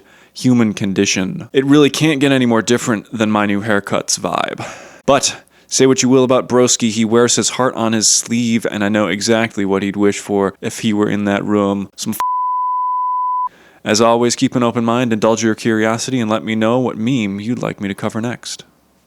Esoteric Meme Breakdown episode 57, Broski's in the Zone. This is Broski from the 2007 viral video, My New Haircut, where an unlikable Jersey guy with a new haircut goes on a testosterone-fueled tour of brocore hangout zones, such as the bar, the gym, and the mirror in his bedroom, all while the instrumental to Sunglasses at Night by Corey Hart plays. In the scene this is taken from, Broski walks into a gym with an entire case of water and a tub of protein powder. Refusing to check in at the front desk, all he says before continuing to the gym is, "Not now, Chief, I'm in the zone." And here, he is in the zone from the now universally acclaimed 1979 sci-fi movie Stalker, directed by Ingmar Bergman's favorite director, Andrei Tarkovsky. One guide, the stalker, and two men seemingly aimlessly make their way into the zone, an area of Earth laid ruin after an extraterrestrial event. Their goal is to reach a room in the zone that can cause people's innermost desires to come true. I won't spoil the rest of the film, but it's a beautiful movie filled with many interesting and important themes relating to the quote-unquote human condition. It really can't get any more different than My New Haircut's vibe. But say what you will about Broski, he wears his heart on his sleeve, and I know exactly what he'd wish for if he were in that room. Some As always, keep an open mind, indulge your curiosity, and let me know what meme you'd like me to cover next.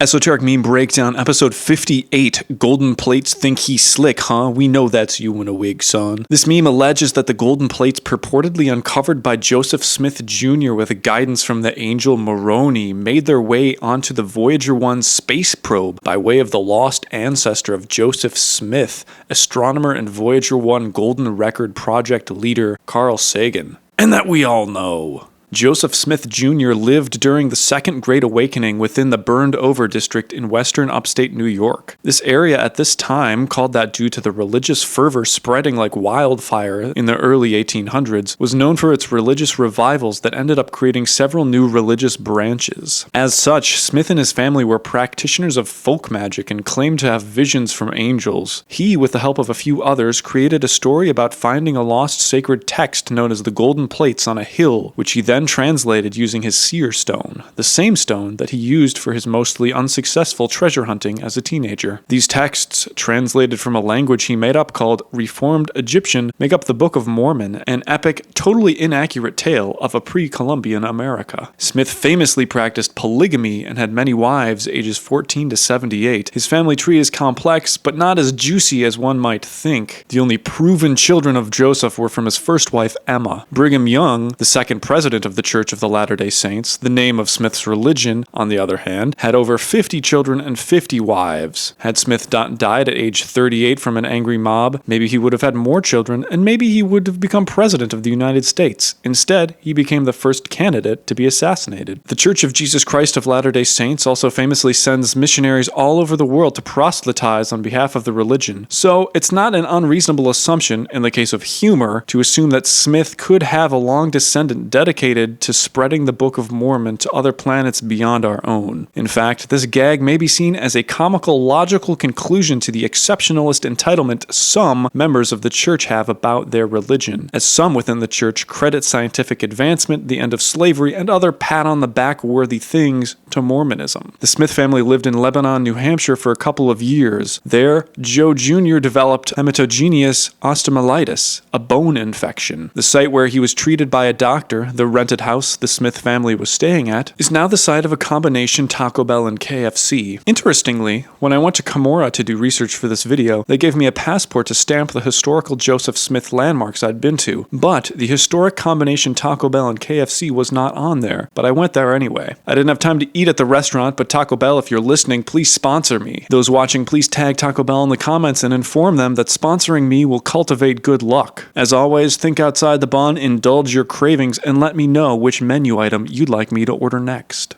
Esoteric Meme Breakdown, episode 59. Hva gjør vi med hagefalet? Noe musje? This meme is in Norwegian and roughly translates to, what do we do with the yard waste? Something must be done. While many people all over the world have wondered about this after tearing out shrubs, a tree, or some other woody thing from their property, it has me wondering, what is the process of yard waste eradication in and about the Norway capital city of Oslo? And, if it's kind of expensive and a hassle, is it really so wrong to just throw it in the regular trash? And is it time for me to put my phone down and sleep? Let's find out the answers together. The outskirts of Oslo have an optional yard waste pickup subscription that allows for 7 pickups per season, May to October. However, the pile in this meme is much larger than what's allowed in their yard waste pickup subscription. This pile would have to be dropped off at the Haraldrud collection point. Estimating the volume of this yard waste at 10 feet by 10 feet by 7 feet, or roughly 20 cubic meters, at 1875 kroner per cubic meter, this would cost about $3,600 US dollars. But if it were properly sorted with the larger pieces removed so that branch diameters didn't exceed 15 centimeters, that rate dramatically falls to 285 kroner per cubic meter, or around 550 US dollars. In this case, it might be worth paying for the seasonal subscription with the largest available size bins for $200 and taking the rest that won't fit to the drop site at the end of the year. As evidenced by these costs, it's clear that yard waste disposal is a big, costly issue many people choose to ignore and instead dump somewhere on their own property out of sight. This option is also secretly the best option because while initially aesthetically unsumptuous, these brush piles can be cover for all sorts of animals, including chipmunks, salamanders, foxes, hawks, and more. The something that must be done is actually nothing. The right answer is to just leave the brush pile where it is, if that's possible. As to if it's okay to throw yard waste into the trash, well, it's illegal in many places because it takes up a bunch of space in landfills and is easier to simply compost. We don't need our landfills unnecessarily bloated when we could get some wood chips or nourishing dirt out of it, as many cities mix yard waste with food scrap compost. And don't put your phone down, keep endlessly scrolling until your brain composts into moist mush, fertile and well suited for growing heirloom tomatoes. Keep an open mind, indulge your curiosity, and let me know what meme you'd like me to cover next. Esoteric Meme Breakdown, episode 60, The Myth of Consensual Jewels. I consent, I don't! Carousels and coasters made this video possible. Follow for more in-depth information about jewel-encrusted lions and more. M.D. Borelli emigrated to the United States alone from a small town about 10 miles north of Naples, Italy, arriving March 3, 1907 to Ellis Island. He ended up living with his cousin Joseph in Cliffside Park, New Jersey, near Little Coney Island, where he got his first job. He worked under Carousel King Frederick Dole until Dole's death in 1912, where he began working with Dole's wife, Elizabeth, operating 2 carousels and building structural parts of carousels to sell to others. Prior to Borelli's arrival to the United States, Charles Carmel had already moved from Russia in 1883 and established himself as an expert wood carver, making figures for Charles Louf's carousels before going his own way, also selling his carvings to Coney Island mogul William F. Mangles. Obviously, his carvings are beautiful. As Borelli and Elizabeth's business didn't carve the horses, but manufactured other parts, they would buy carvings directly from carvers or buy from used parted out carousels. From what evidence we have, seemed to really like putting boatloads of decorative jewels on the carvings he would buy. Placement of these jewels ranged from tasteful to, well, untastefully excessive. This distasteful gaudiness didn't sit well with Carmel, as the amount of jeweling was way beyond his artistic vision as the original carver of the pieces. However, people, including William F. Mangles, who bought the carvings from Carmel, liked them, and so that was that. I'll leave the topic of whether Borelli's jewel-encrusted obsession is as egregious as modern-day modification to things like vehicles, paintings, and music, but I will say that once an artist publicly publishes their work, relinquishing ownership of their art, they also relinquish its meaning and narrative, leaving the work open to, at times, bad interpretation and customization. Regardless, these jewels are oddly fascinating and alluring, making me want to use my 5-cent per week allowance to ride one of these things until they kick me off for horseplay. Once again, thank you to Carousels and Coasters, and thank you to William Benjamin and Barbara Williams for the important research. Let me know in the comments if you think Borelli's jewels were a one-trick pony. Keep an open mind, indulge your curiosity, and let me know what horse you'd like me to ride next. Esoteric Meme Breakdown episode 61, spinning your involuntary combat of crab deforestation be like. In 2010, an article came out in Denmark warning that due to a trend of more people cutting their pubic hair, populations of the crab louse, a parasite that feeds exclusively on human blood and lives in pubic hair and sometimes eyelashes, were on the decline and potentially on the way to eradication within the country. Noting that Denmark and Sweden shared many of the same grooming trends, Swedish artist Frida Klingberg wondered if the crab louse population in Sweden was also under the same threat. Published in a 33-page paper, she documented her process of finding out more about the crab louse population numbers in Sweden, realizing no one, not even official wildlife groups, had data. This potential eradication of local louse led her to the idea to start a crab louse preserve, where people could volunteer to host the parasite for a week or two before passing it on to someone else. She called it the Ambulating Nature Reserve. While ultimately unsuccessful for some unknown reason, the call to create a reserve captured media attention, and Klingberg was interviewed on multiple outlets where she revealed more about her concept. This focus on the crab louse was actually the third animal in her larger project titled Hated Animals, where she had previously examined and documented public sentiment of the fish-stealing great cormorant and the sheep-killing wolf,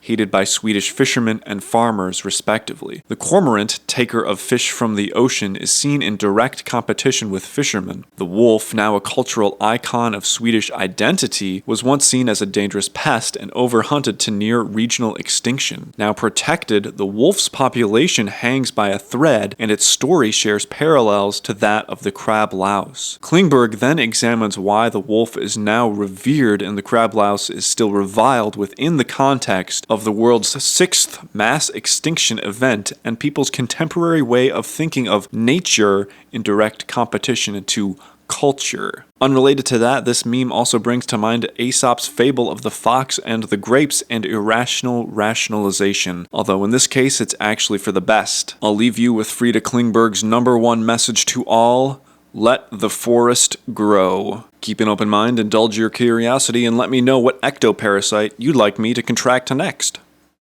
Esoteric Meme Breakdown episode 62, recharging my urine in the It's the Year of the Brassica water bottle. I'll start with information about the Brassica genus, including the triangle of U, before moving on to human urine electrolysis. Brassica is a genus of plant composed of mustards and cabbages with around 40 species in it, most notable being Brassica ulrachia. This single species, also known as wild cabbage, is where we get broccoli, broccolini, cauliflower, kohlrabi, Brussels sprouts, kale, cabbage, collard greens, romanesco, and more from. It's all the same species of plant. These variations within the species are called cultivars. Needless to say, it's an important plant in human agriculture and hobby gardening. Other notable members of Brassica include Brassica carinata, also known as Ethiopian mustard, grown for its seed oils used for biofuel, Brassica napus, Brassica rapa, where we get Chinese cabbage and turnips, and Brassica juncea, where we get the condiment brown mustard. In 1935, Wu Jianchun published a theory called the Triangle of Yu, which suggests that the DNA from the three most popular brassicas combined to birth three more brassica species in a sort of love triangle. Some researchers in 2011 and 2018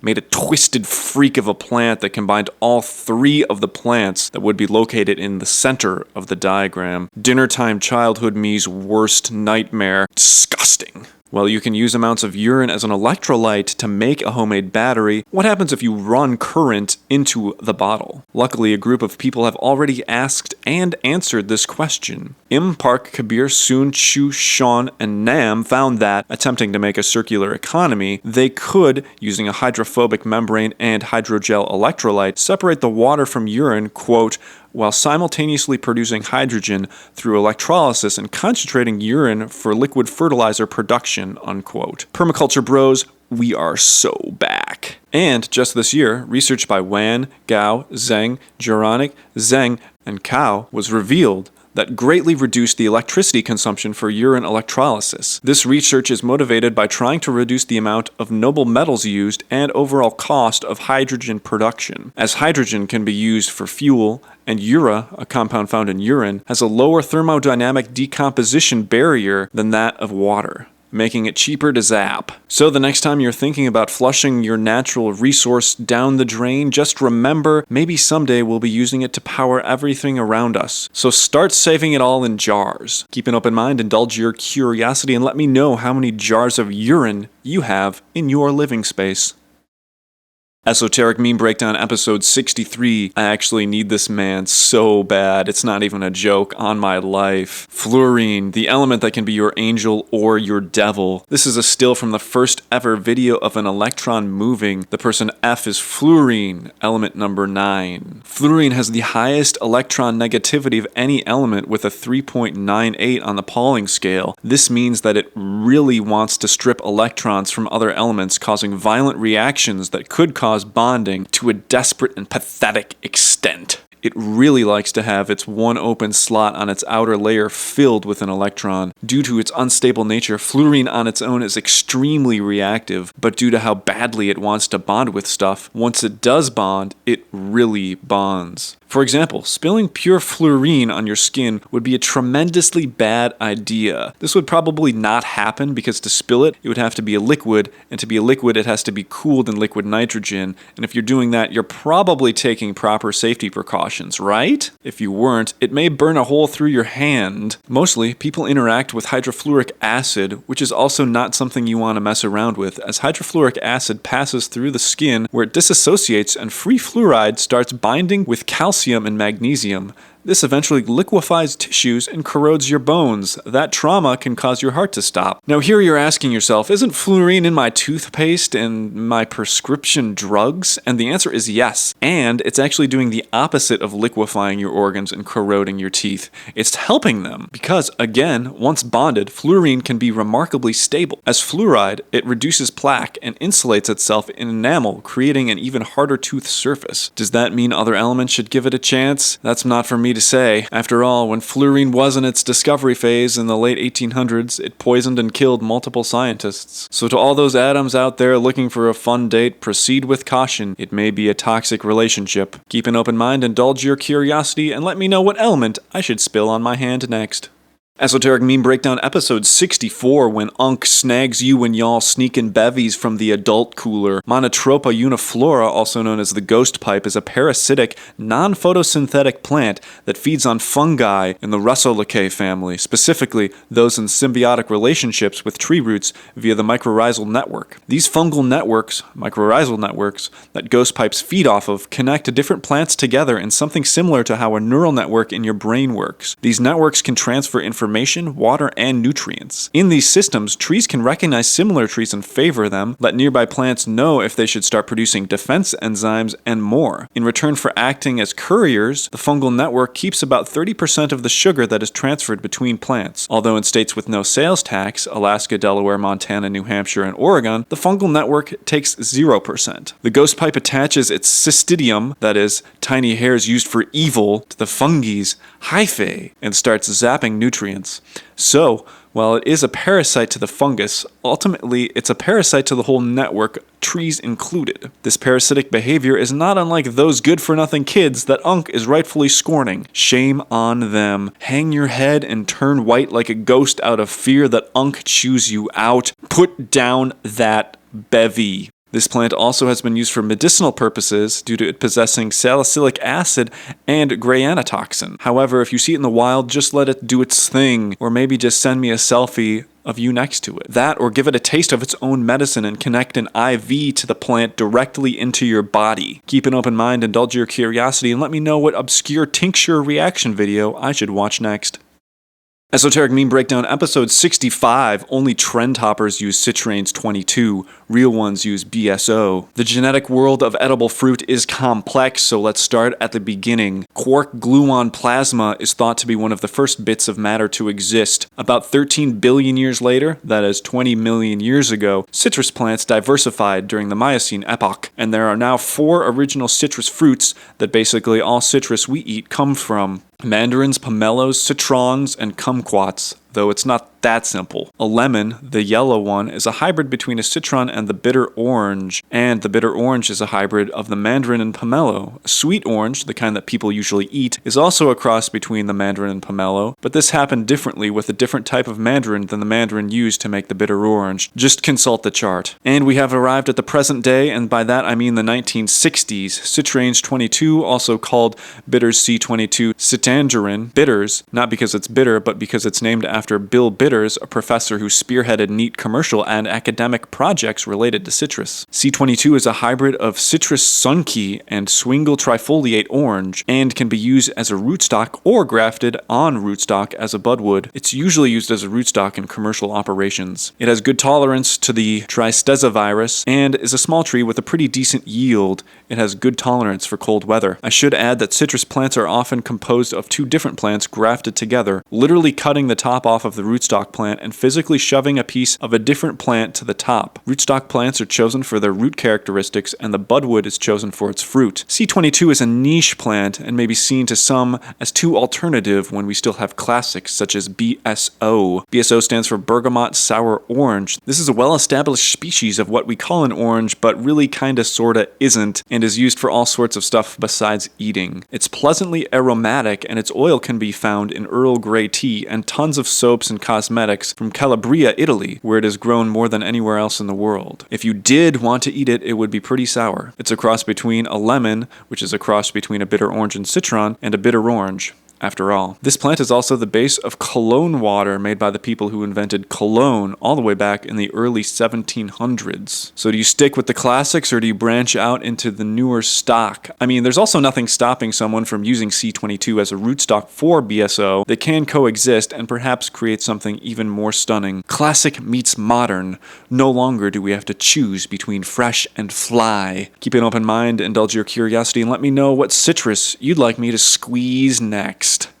Execute Esoteric Meme Breakdown episode 66 when you're casually hopping around in the pool but you stray into the deep end and your feet don't remember why pre-Columbian North America never developed a robust high-heat metallurgy. The South American mochi culture, as far as we know, was the premier culture doing advanced metalwork, such as electrochemical replacement plating and depletion gilding in the Americas. They existed from around the years 100 to 800 and were perhaps the best metalworkers in the world at that time. Their work was highly detailed and precise, and had knowledge of how to plate objects with gold, make bronze, use furnaces, and more. They also had some wild pottery that often depicted and more things that violate the community standards. Apparently, these depictions were not used for erotic purposes, but come on, not erotic probably in the same way that all those Renaissance paintings rich guys commissioned that depicted their naked wives and mistresses painted as characters in biblical stories weren't erotic. That's my opinion, that historians have argued is not aligned with reality though. One of the most important archaeological sites of the Moche culture is the Huayaka Rehada site, where the Lord of Sipan was unearthed. In 1987, when the site was discovered, locals, who would often look for and sell ancient artifacts in the agricultural off-season, looted the site, taking numerous artifacts and destroying hundreds of ceramics. When archaeologists showed up to research and excavate the site, the locals protested and police had to be present at all times. One archaeologist even joked to a reporter about wanting to leave in the trunk of the reporter's car so that he wouldn't get rocks thrown at him as he left town. The locals were angry they never saw a piece of the vast wealth that the Peruvian government had claimed. Later, the leader of the looting was shot and killed by a police officer as he fled his home during a raid. His brother, who was also present during the looting, was later expelled from the Peruvian Air Force after being accused of trafficking artifacts. Being that most residents in the area live in poverty, looters were often viewed as folk heroes. It is worth noting that the residents of Sipan, when this looting was taking place, were not descendants from people of the Moche culture. The fact is, no one knows why there is no evidence for high-heat metallurgy in North America, but there are theories. The most prominent of these suggests that, because there were such rich deposits of copper in the Great Lakes area, essentially the best anywhere in the world, straight from the earth, people didn't feel the need to make it better. It was already great. Other parts of the world had access to worse quality copper, which, again, hypothetically led them to experiment on ways to improve it, thus developing alloys. This and the Moche culture are explored in greater depth by the YouTube channel Ancient Americas if you're interested. So keep that in mind the next time you're bobbing around in the water approaching the deep end. Keep an open mind, indulge your curiosity, and let me know if I should get into uncertified saturation diving next.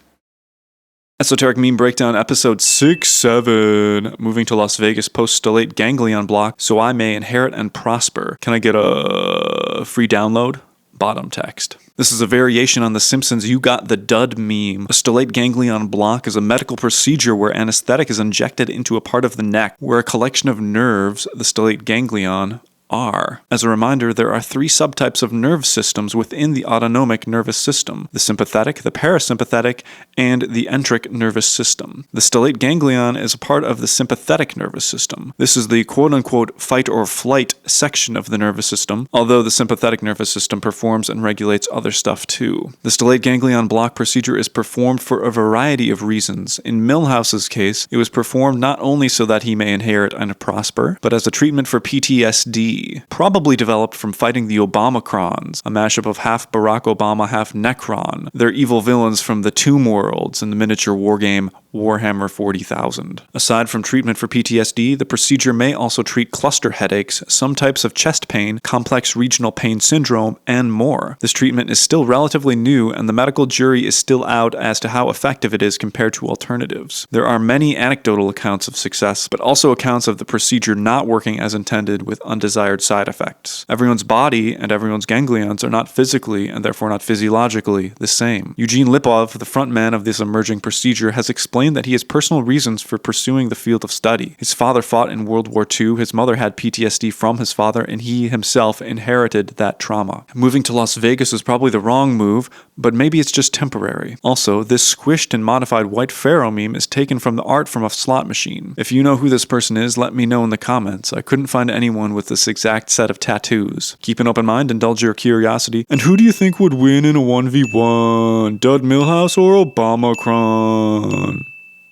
Esoteric Meme Breakdown, episode 68, I'm monitoring the situation. This image was first posted by Imam Esoterica on X. 2 people with 3 names monitor the situation in this epic meme mashup with an Islamic faith twist. Starting from the top, JD Vance is not good, according to Plato. Using one's free will is how one can enter heaven. Unfortunately, free will never unlocks, regardless of age. Only Siths deal in absolutes. Also, Plato spent a lot of his time thinking about if there is such a thing as a capital T truth. truth or real truth. These people are emerging from the famous Plato's Cave allegory. Saddam Hussein is hiding there, but he will be found. Normies view the shadows produced by Satan and accept it as the real world. Dunya is the temporal world in Islam, implying there is another eternal world called Akhira. Insincerity will get you nowhere, especially not to wilaya. That means different things to different people within Islam, but think of it as a person who is closer to God, and other people agree that that person is indeed closer. Abdal is a group of saints. Atwad means stake, as in the thing you'd use to pitch your tent. In Islam, this could be referencing Pharaoh's army. Sayyid Qutb was an Egyptian revolutionary who had many ideas and performed exorcisms when he was a kid. He's very influential and very well documented, even though it's been 59 years since he was executed in Cairo. Some in the faith believe Haqiqa al-Muhammadiyya was what was created before everything else, thus is holding up the world. Essentially,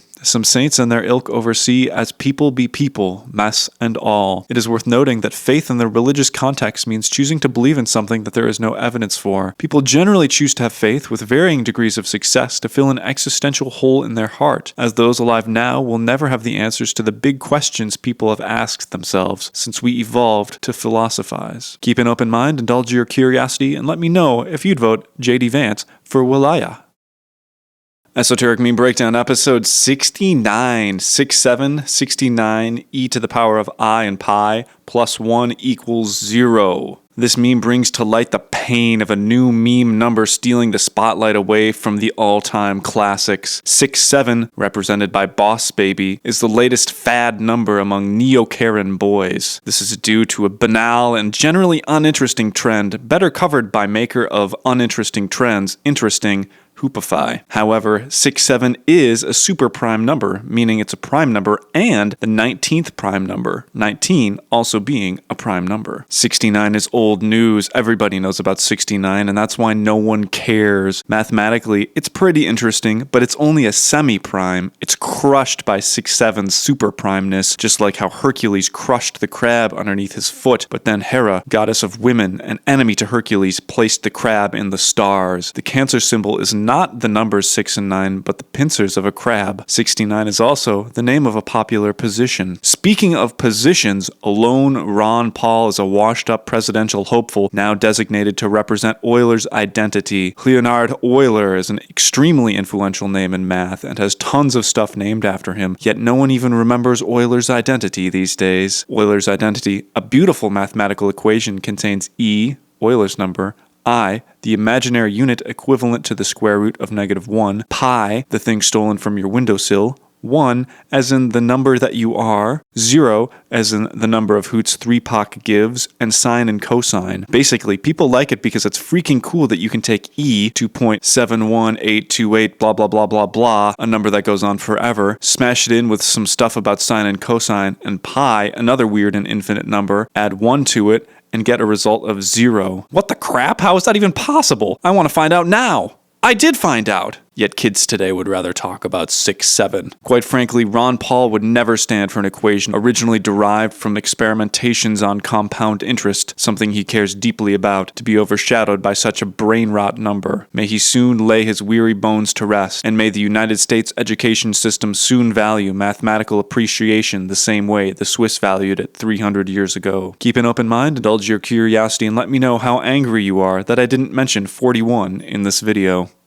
Esoteric Meme Breakdown, episode 69 plus 1. Hate to say it, but Bonamasta 69 is on the wrong side of history. Someone visualized this sentence, allegedly written by a student to rebuke Bonamasta 69's close-minded remark. I untangled the cruel cyclical symbolism of the donut while psychedelically trespassing deep in a donut dream at 495 Paderewski Drive, Buffalo, New York, 14/2/12/1645 on June 8th, 2022. At 4:31 a.m., and all I got was this $35 value meal voucher excluding seafood and baked goods for Neferako Chalet. The untangling of the cruel cyclical symbolism happened at 495 Paderewski Drive, which is the site of Buffalo Central Terminal, a long-since shuttered railroad station built in the 1920s. It's iconic to Buffalo, New York, and is certainly alluring to those wanting to catch a nighttime psychedelic vibe. There are, and have been, revitalization efforts. The cruel cyclical symbolism of the donut refers to a concept created by a pseudo-anonymous musician and cult leader, the Hustleonia founder. Essentially, this person, the Hustleonia founder as he refers to himself, formerly worked alone on an overnight shift at a coffee shop across the street from a donut store. Never being able to leave in time to catch the store open, he could only admire the hot jelly smell and long for the sweetness he could never have. Trapped printing restaurant menus, church programs, and other papered ephemera. On one shift, he created a fake book attributed to his brother-in-law titled, among other titles, Deep in a Donut Dream. Deep in a Donut Dream is to, quote, to be stuck in a circle of obsessive thoughts, sweet thoughts, indulgent thoughts, but unhealthy nonetheless. A marker for his time spent constantly duplicating, taking one document and making stacks of replicas with no real sense of completion or resolution. As he stared into the blackened parking lot, hungry and desperate, it all seemed to tie together: the hopelessness, the strangeness, the desperation, the absurdity, the mind-boggling endlessness of it all. A sweet analogy about the treadmill-esque nature of modern work. This idea is explained in the liner notes of the somewhere between pop and psychedelic rock album titled Deep in a Donut Dream he later created using an experimental recording method called ghost tracking after rediscovering evidence of his time in the print shop. I Now Doth Crazy Go is a song from that album. This specific diagram of the torus could also be a reference to song number 10, I Want to Live on an Abstract Plane. The Hustleonia cult is allegedly owned by Nefarico, makers of luxury soaps and puffy caustic soda flake products. Nefarico Chalet is a soapery and resort operated by Shep Huntley. Hustleonia has over 40 album or EP releases, including such hit albums as Know Your Eastern European Anthems, Dear Hustleonia, Letters from Animals, Mostly Ducks, punk album Satan Among the Sofa Cushions, power pop Fountains of Wayne-esque release Matt Barber Hustleonia and Bat Marber Hustleonia, radio drama album Nefarico soap operas, and many, many more. The latest single is It's Just the Microplastics Talking Through Me. The where do I start with listening to the pop music cult question is hard to answer as there's so much. If you're interested, just poke around and read the album descriptions. I like these ones. Keep an open mind, indulge your curiosity, and let me know if you would listen to 5 albums centered around a fictional soap company. Esoteric Meme Breakdown, episode 71. There is an ancient and dead city a half-mile under the soil of Dayton, Ohio. Streets filled with the ancient bones and dried blood of a human-like species not known to science. This quote-unquote most normal Ohio meme could be basing its claims from a couple different sources. An old newspaper article claiming a person found skeletons of giants and a sandstone slab with ancient writing, or some curious geological unconformities found in the Dayton area. Let's dig deep. In the late 1800s, a fraudster named John Everhart dug into the Great Serpent Mound, a mound in the shape of a snake built and refurbished by natives over 2,000 years ago to approximately 900 years ago southeast of Dayton. The timeline is a little fuzzy. Some say it was built by the Fort Ancient culture, and some say the Adena culture. Regardless, this white guy named John vandalized some artifacts, and would have gotten away with it too if it weren't for him not getting taken to court by the person he'd said he'd pay $15 to give the slab, quote, the appearance of ancient work, and the giant skeletons he and his crew found, that was also later admitted to be an exaggeration. Dayton sits on top of the Glacial Till Plains. A glacial till is a mix of stuff that was once in a glacier but is now on the ground. It's super fertile and great for growing stuff. To know exactly what's a half-mile under the surface of Dayton, you'd have to dig. One such way is to get a core sample. However, that's expensive and covers only a small area, usually 3 to 6 inches in diameter. Looking elsewhere, such as nearby state parks or quarries, is helpful. Here we can see that we'd find some sedimentary rock and maybe some metasedimentary if we went further down. This rock is way older than what we'd call ancient, which is 3000 BC to 500 AD. Once again, consult the chart or use Ohio's freaking amazing interactive map. And speaking of amazing, look at this map of Dayton, Ohio during the Ordovician geologic period. This is the map I didn't know I needed. Unconformities, that is, areas in rock where older rock is right next to much younger rock, is not uncommon and can occur for a variety of reasons. In Ohio, these unconformities are hundreds of millions of years old and were caused by aliens. It's worth noting now that memes like this and ideas such as aliens built the pyramids are historically rooted in white people's rejection that non-white people could build complex things. Obviously, it's a joke, but sometimes it gets a little stale, and it's worth just giving credit where credit is due. So we may never know what lurks beneath Ohio. The 203-page field guide written by Gregory Schumacher, Brian Mott, and Michael Engel that meticulously outlines every type of rock within the state simply cannot be trusted. Keep an open mind, indulge your curiosity, and let me know your favorite type of rock. Esoteric Meme Breakdown, episode 72, Papayina o hidroyel. Papayina o papayan in inglés is an enzyme naturally found in the papaya fruit. An enzyme is a protein that helps cause chemical reactions. The papayan enzyme can break down meat fibers and is used for tenderizing meat and also for cleaning up wounds. It can also kill some parasites, and people eat the seeds for that reason or to better their digestion. Hidroyel, also called hydrogel, is a hydrogel. It loves water and loves to absorb it. It is an official definition from IUPAC, International Union of Pure and Applied Chemistry. Gel in which the swelling agent is water. It has tons and tons and tons of applications. Using our context clues we learned in first grade, we can create a mental Venn diagram and see that this meme is referring to its use as hydrogel dressing, that is, hydrogel for use accelerating the wound healing process. There can be different hydrogels tweaked for different types of wounds and healing goals. With that in mind, the papayan in this case isn't a dietary supplement, but an ointment or cream of sorts. In this application, it helps eliminate dead or infected tissue by breaking it down to allow the healthier, stronger tissue to recover. So in this case, the meme man is likely wondering which tube he should reach for to treat a cut. Side note, Jake Clark, who made the original image for this meme, worked on Cuphead and Hey Arnold. So which do you pick? Well,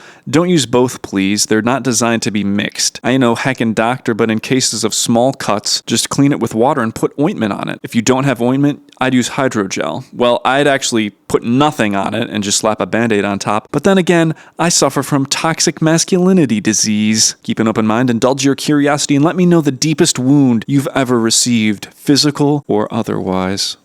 Esoteric Meme Breakdown, episode 73, Gunna amazed by Brachiosaurus vomiting. Rapper Gunna has been amazed by many incredible things, both real and fake. Unfortunately, this falls into the not real category, as this illustration is a hypothetical from a book about dinosaur trace fossils. A trace fossil is kinda like the Chicago rat hole. Stuff like footprints, bite marks, etc. Not direct evidence of an animal's body, but evidence of what the animal's body was doing. Author Tony Martin's book about these fossils included a calculation of the impact force of throw-up from a Brachiosaurus. Wait a minute, they made the fruit snack brand into a dinosaur? In an interview, Martin even refers to it as a fantasy, but the calculations are physically accurate. Now you're probably wondering, so what is the oldest vomit we've found? And would Gunna be amazed by it? Well, it isn't from 150 million years ago like the Brachiosaurus, but from 66 million years ago. However, this regurgitolite, as they call it, may never have technically hit the stomach, so some would argue it's not true vomit, but rather a gastric ejection. Regardless, the fossil contains fragments of sea lilies, which are not plants, but animals. Crinoids, if you will. Some fish, some crabs, and some urchins occasionally partake in nibbling on sea lilies, although some crinoids contain toxins which would certainly cause tummy issues. Yeah, nature boy, but would Gunna be amazed? Well, knowing that since losing 40 pounds, he's been eating clean and has a personal trainer. Gunna knows just how difficult it is to regenerate muscle tissue. Some crinoids can regenerate an entire arm lost to a fish within 3 weeks. If that isn't worth some amazement, I don't know what is. Gunna, if you're listening, I'll just say it. I want a feature. Keep an open mind, indulge your curiosity, and let me know if you've ever poached and then eaten an animal from a UNESCO World Heritage Site, and if you think I should be on a Gunna track. Esoteric Meme Breakdown, episode 74. Boo! Get better material. This is a modification of the classic crow meme where the crow's different material is just more cause. Here, we see the crow singing apart from Bach's The Art of the Fugue, which is considered a monothematic composition. That is, it uses the same motifs and themes throughout its multiple sections. Bach died before the piece's completion, and he gave no notes as to which instruments it was supposed to be played on, leaving many to speculate if there was a grander vision or if it was just a musical exercise. But this heckler a-hole doesn't think there's a grander vision. In fact, he's incapable of understanding that music and crow communication may sound similar to itself at times, but that it's the subtle changes in the rhythm, melody, and tone that transform it into something moving, something crows can interpret and understand and have a reaction to. For example, to us humans, humans, a couple of crows cawing on a car simply sounds like a cacophonous swill. But to crows, this could mean a variety of things. Loudness, length, how steady the call is, the call's tone, where the crow is, and more all play into what a crow is trying to say. Our ears, 1, are not trained to understand, and 2, are not tuned to be able to pick up the subtleties that crows can hear, as our ears are tuned for human speech. Just like how a person who hasn't listened to much music can't grok or fully appreciate a composition, we all cannot grok the calls of crows. And yes, extrapolated, this implies that people can have objectively good and bad taste, depending on how much training or consumption experience they have, among other factors. Does this mean crows have their own language? That may still be a no. However, there is much more information encoded into their caws than meets the human ear. Crows have been observed making racket at dead crows, leading some researchers to think they're studying how the crow died and passing that information along. They've also been observed doing other stuff to dead crows, but so have many other social animals. Crows do make other sounds besides caws too. But does that mean I believe that Bach's numbering system for the art of the fugue relates to some crap about the Book of Revelation, as some suggest? No, I do not believe that, but knowing he was a great composer leads me to believe that there was at least some reason he made it, and I'm content with not knowing what that reason is. Keep an open mind, indulge your curiosity, and let me know if you've ever been robbed by a crow or played an open score on a harpsichord.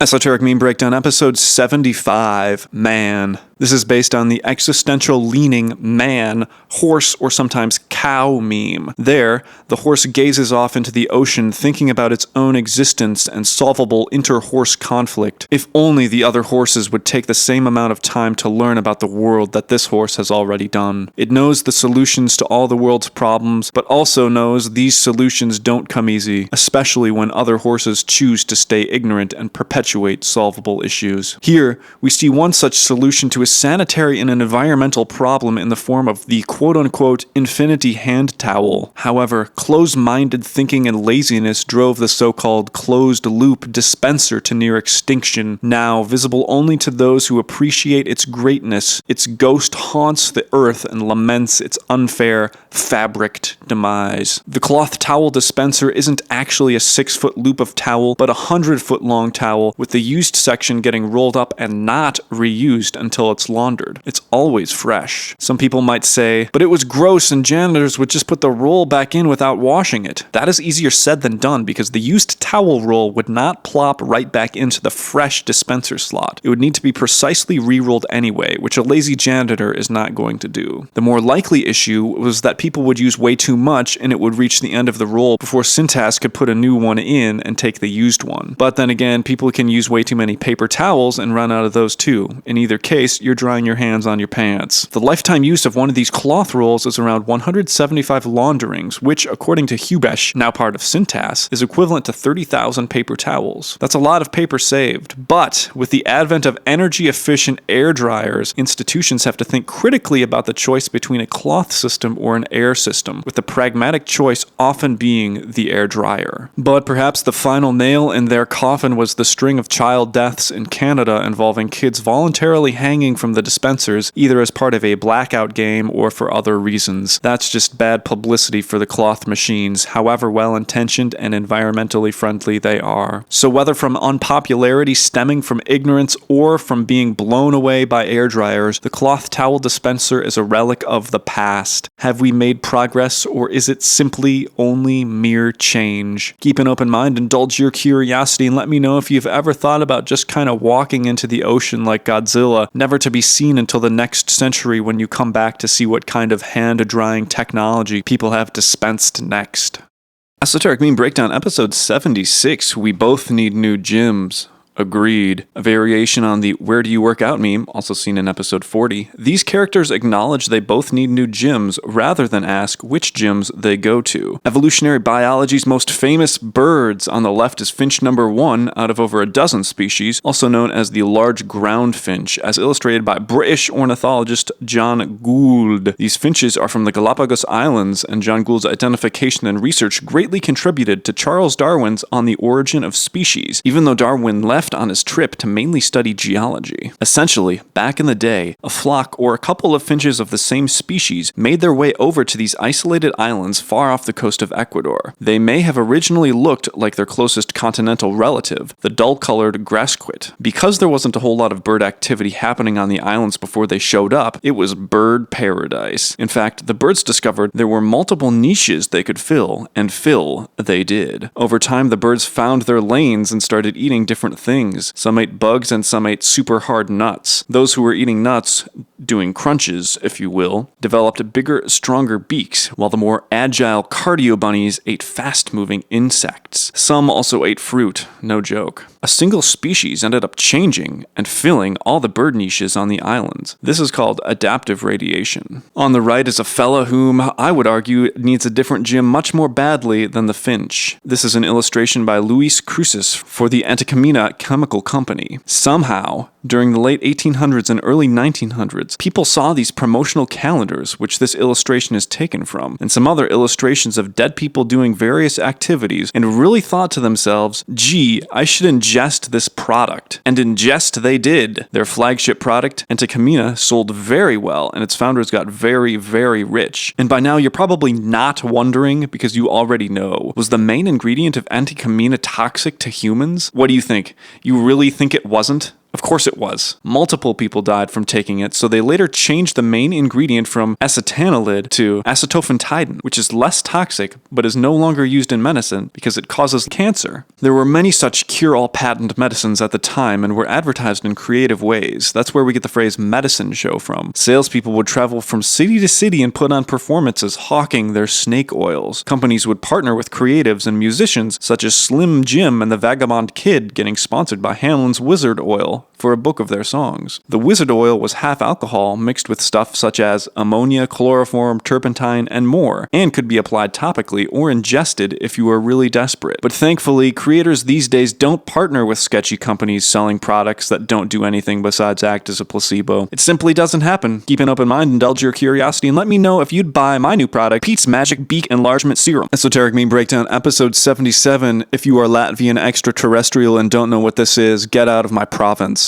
Brian Horick, author of Minnow Trap and Minnow Trap 2, was perhaps the most infamous buyer of billboard space in northern Ontario and parts of the Trans-Canada Highway from 2006 to 2018. For over a decade, he advertised his extremely bizarre, horny, ATV-riddled alien invasion sci-fi series throughout the province on cryptic billboards that often lacked sufficient information to tell what the heck Minnow Trap actually was. Minnow Trap is a book about an alien invasion that takes place in northern Ontario. However, before that happens, it's mainly about people riding around on ATVs and spying on each other through telescopes. But as David, in his 2-star review put it, actually most of the book after the alien plot heats up is drunken dinner parties and driving around on ATVs too. He goes on to say that he gives it the 2-star rating, even though it's a 1-star book, because of just how unintentionally funny and so bad it's good it is. In another review, Brad Simcolet describes the book as finding a truth within the pages. Horick has captured a very specific niche of Canadian citizenry. His group of friends really exist here in Canada. I know folks like them. Hell, I have some relatives like them. The entitlement, the selfishness, the mechanized outdoorsiness, the sexual innuendo that goes nowhere, the beer swilling, the treating of nature as an object, the disdain for anything that limits their ability to do whatever they want. It is all present in Canada. All true, and Horick gets his characterizations just right. In the sequel, set 10 years later, different aliens invade, and even more typos and grammatical errors are found throughout. While the reviews are overwhelmingly negative, few people actually have regrets about reading the books, finding them at least entertaining. On September 14th, 2018, Brian Horick died at age 64, but his memories remained until the last prepaid billboard contracts expired a few years later. Now his memory remains only in our hearts and minds.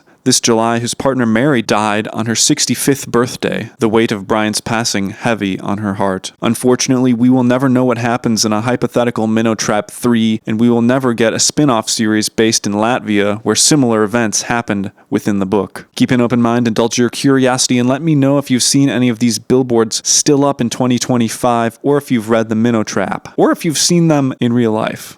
Esoteric Meme Breakdown, episode 78, Halloween Blizzard 1991. I was there, dude. And it sucked. This is a modification to the Operation Desert Storm bootleg Bart t-shirt. If you're over the age of 40 and lived in Minnesota in 1991, you know exactly where you were on October 31st. Indeed, the Halloween blizzard of 91 was Minnesota's most talked about event since the tragic wreck of the Edmund Fitzgerald in 75. Blah, blah, blah, that's great and all, but how does that relate to a volcano in the Philippines, treasured Hollywood actor Brad Pitt, noted Democrat George Clooney, and that white guy who we gave an opportunity to turn his life around and open up a burger joint with his quirky siblings? The answer is that they all starred, minus the volcano, in 2000's The Perfect Storm movie about the perfect storm of 1991. That storm, a crazy mega cyclone that also absorbed Hurricane Grace, hit the east coast of the United States, causing hundreds of millions of dollars in damage and 13 people to die. These two weather events are linked. As is all weather, I'm sure you're saying. So anyway, pre-blizzard, the south was very hot and the northwest was abnormally cold. A cold front came through from the north to the south, causing temperatures to drop from the 80s into the 20s in Texas and get really cold up north. But when the front hit the Gulf of Mexico, it stalled due to the perfect storms conditions. The pre-blizzard, unable to continue southeast, gathered a bunch of moisture and, with no other physical choice, headed north. When all the treats were tricked and all the cars shoveled out, around 2 feet of snow fell in the Minneapolis-St. Paul area and over 3 feet fell in Duluth, Minnesota. 22 people died. Also, the 1991 eruption of Mount Pinatubo caused tons of debris to shoot up into the sky, causing global temperatures to decrease. Having the global average temperature change by a degree or more causes more severe weather events, this being one example. Luckily, everybody knows this and are taking proper precautions such as building infrastructure and exploring renewable energy options as the global average temperature rises from human greenhouse gas emissions. Hey, I have an idea. Maybe we can just offset the global temperature increase by having a volcano or two erupt every year. Problem solved. Keep an open mind, indulge your curiosity, and let me know what meme you'd like me to spin for my woke leftist agenda next.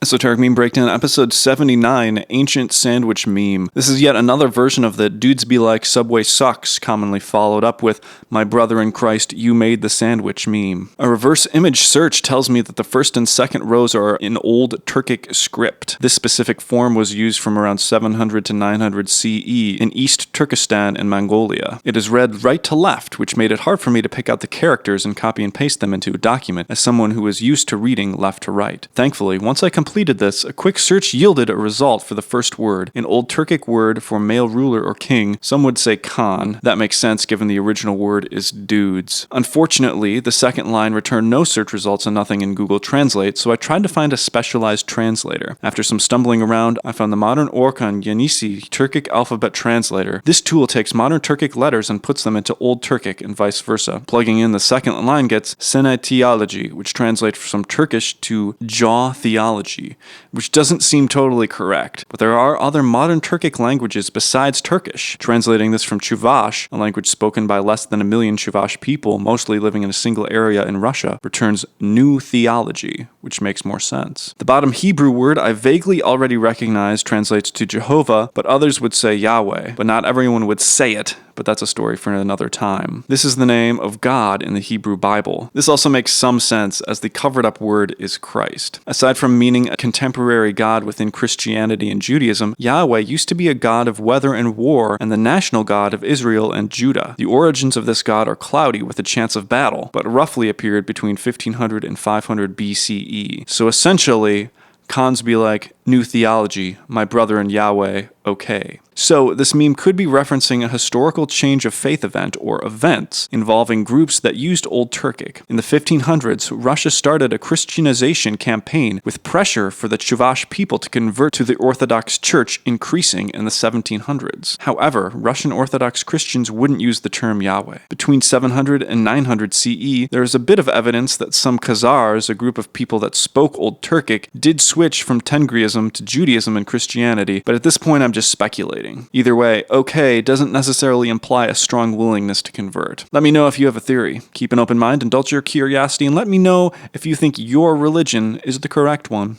Esoteric Meme Breakdown, episode 80, My Architect Be Losing His mind, bro. Lamau, what is this? These are not cross-sections of body parts or cells, but renderings by architect, clothing designer, flamenco guitarist, senior Olympics champion, and visionary Eugene Sway. Born in Cleveland, Ohio, he now works in California where he does everything. The top diagram is from his concept Nexus Mobile Floating Sea City, a 7-kilometer long self-sustainable city-state designed to accommodate 100,000 people. The bottom is from his concept called Anquisa, a residence for a family with an anticipated need for more and more space. Sway's most well-known conceptual work is Ultima Tower, a super-tall skyscraper unveiled in 1991 able to house over 1 million people. The structure's design takes inspiration from termite mounds described by Sway as possibly the greatest engineering feat in the natural world. The building is designed to also be self-sustainable. And by now you're thinking, these are ridiculous and could never be built. And Eugene would answer, yes, but also no. Sway designed and built his own home and has had other of his smaller scale projects built. He also argues that some of his clothing is more practical than meets the eye, given how flashy and over the top it appears. So, why would it be wrong to dismiss this kind of fantastical work as quote-unquote losing his mind? Besides that he could beat you in a fight even though he's in his 70s. The short answer is that visionaries like him and others who make so-called avant-garde objects are trying to keep society on a direction that doesn't end up with your children working in a cube farm producing gray food cube widgets for your consumption enjoyment. Visionaries attempt to isolate contemporary and far future societal needs and engineer solutions for them. These are meant to inspire people who are alive today to think outside the box, to work with nature instead of against nature, to make people understand that there is a world that continues after their own death, worthy of being contributed to now. This is why we talk about megacities, space elevators, sled launches, and their ilk. Someone's got to dream it and someone's got to work toward it. Otherwise, civilization is destined to stagnate. And I do hate to mention Elon Musk in a positive light, because he really isn't what I would call a visionary, but you know what he is? Someone who takes visionaries seriously while remaining, relatively speaking, pragmatic in his technological advancement goals. He, however, from what I can tell,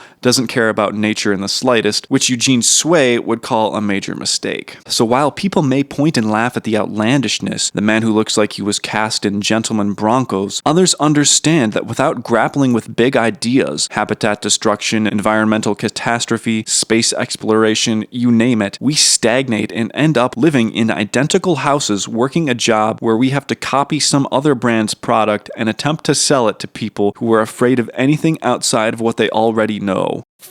Depressing. Keep an open mind, indulge your curiosity, and let me know if you think you can play drums as well as Eugene Sway can. Esoteric Meme Breakdown, episode 81. Everybody had a roommate like this. Tag them. Indeed, we all had that roommate, tag them by the way, who would be up to no good spinning around in their aerotrim at 2 p.m. on a Tuesday training to be a James Bond villain, often called a human gyroscope or multi-axis trainer. These giant gimbals were often created for exercise and/or for balance training. You may have seen images or videos of astronauts sitting inside them, training for a specific emergency maneuver in a specific craft, but I find the human-powered aerotrims much more interesting as ephemeral icons in an age of masochistic self-determination. Kinda sorta similar to a gymnastics wheel or a sire wheel. To make the aerotrim spin, the person inside shifts their weight and proceeds to hold on for dear life. This can require some serious core, arm, leg, back, and of course, butt strength to keep it spinning and to keep yourself from jostling around too much. That is, if the person inside isn't at a county fair with an attendant spinning it for them, allowing the person to just sort of flop around and get nauseous. That aside, if the aerotrim is self-powered, the odds of your inner ear becoming so sloshed that you slosh are much lower, and there are real health benefits, such as working out muscles you never even knew you had. And due to the feeling of weightlessness it can provide, it can also give temporary relief to the spine, which is what Helmut Suchi was going for when he designed what became the most popular version of the apparatus. Before I wrap this up, if you know where I can try out one of these things, let me know. If you've ever been in one of these things, I want to hear the story. And again, if your roommate is or was a victim of masochistic self-determination, please tag them. Keep an open mind, indulge your curiosity, and let me know if you'd think I'd make a great, terrible roommate.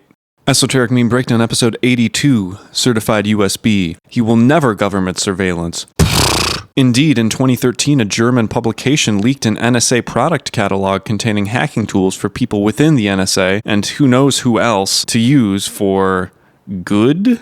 Even before 2008, when this catalog internally debuted, there was already a robust ecosystem of USB-based hardware surveillance devices. The keylogger is a classic example of this. While there are also software versions of keyloggers that operate in different ways, some old-school USB keyloggers simply plugged in between a keyboard and the computer and logged a history of what was typed. It's a rather cumbersome process to set up and retrieve, and only targets a single computer, so other methods are preferred. Cottonmouth 1 did much more than log keystrokes. When plugged into a computer, the USB hardware installed software through an operating system exploit on the host computer that allowed the USB to act as a wireless bridge between computer networks. For example, if I had a computer network at my small business LAN party gaming cafe, where all the computers in my network could talk to each other but were not actually connected to the internet, and my evil brother owned a competing LAN party business, he could stroll into my shop, plug Cottonmouth 1 into a computer, and with the magic of a few more steps, he could spy on me, start throttling my computers under artificial CPU load, and anything else he so chooses. Cottonmouth 1 also implies other Cottonmouths, and indeed there are 2 more, but there were also 48 other hack tools within this NSA catalog, dubbed the ANT catalog. It's worth noting here that while air gaps are great ways of keeping networks secure, USB flash drives are eventually going to get plugged into these isolated networks and can introduce problems, such as the legendary Stuxnet computer worm that caused damage to Iranian nuclear centrifuges, rumored to have been co-developed by the US and Israel. Also rumored to not have actually been successful in stopping anything. But Peter, you're saying, this stuff all happened a decade ago. Surely it's gotten worse.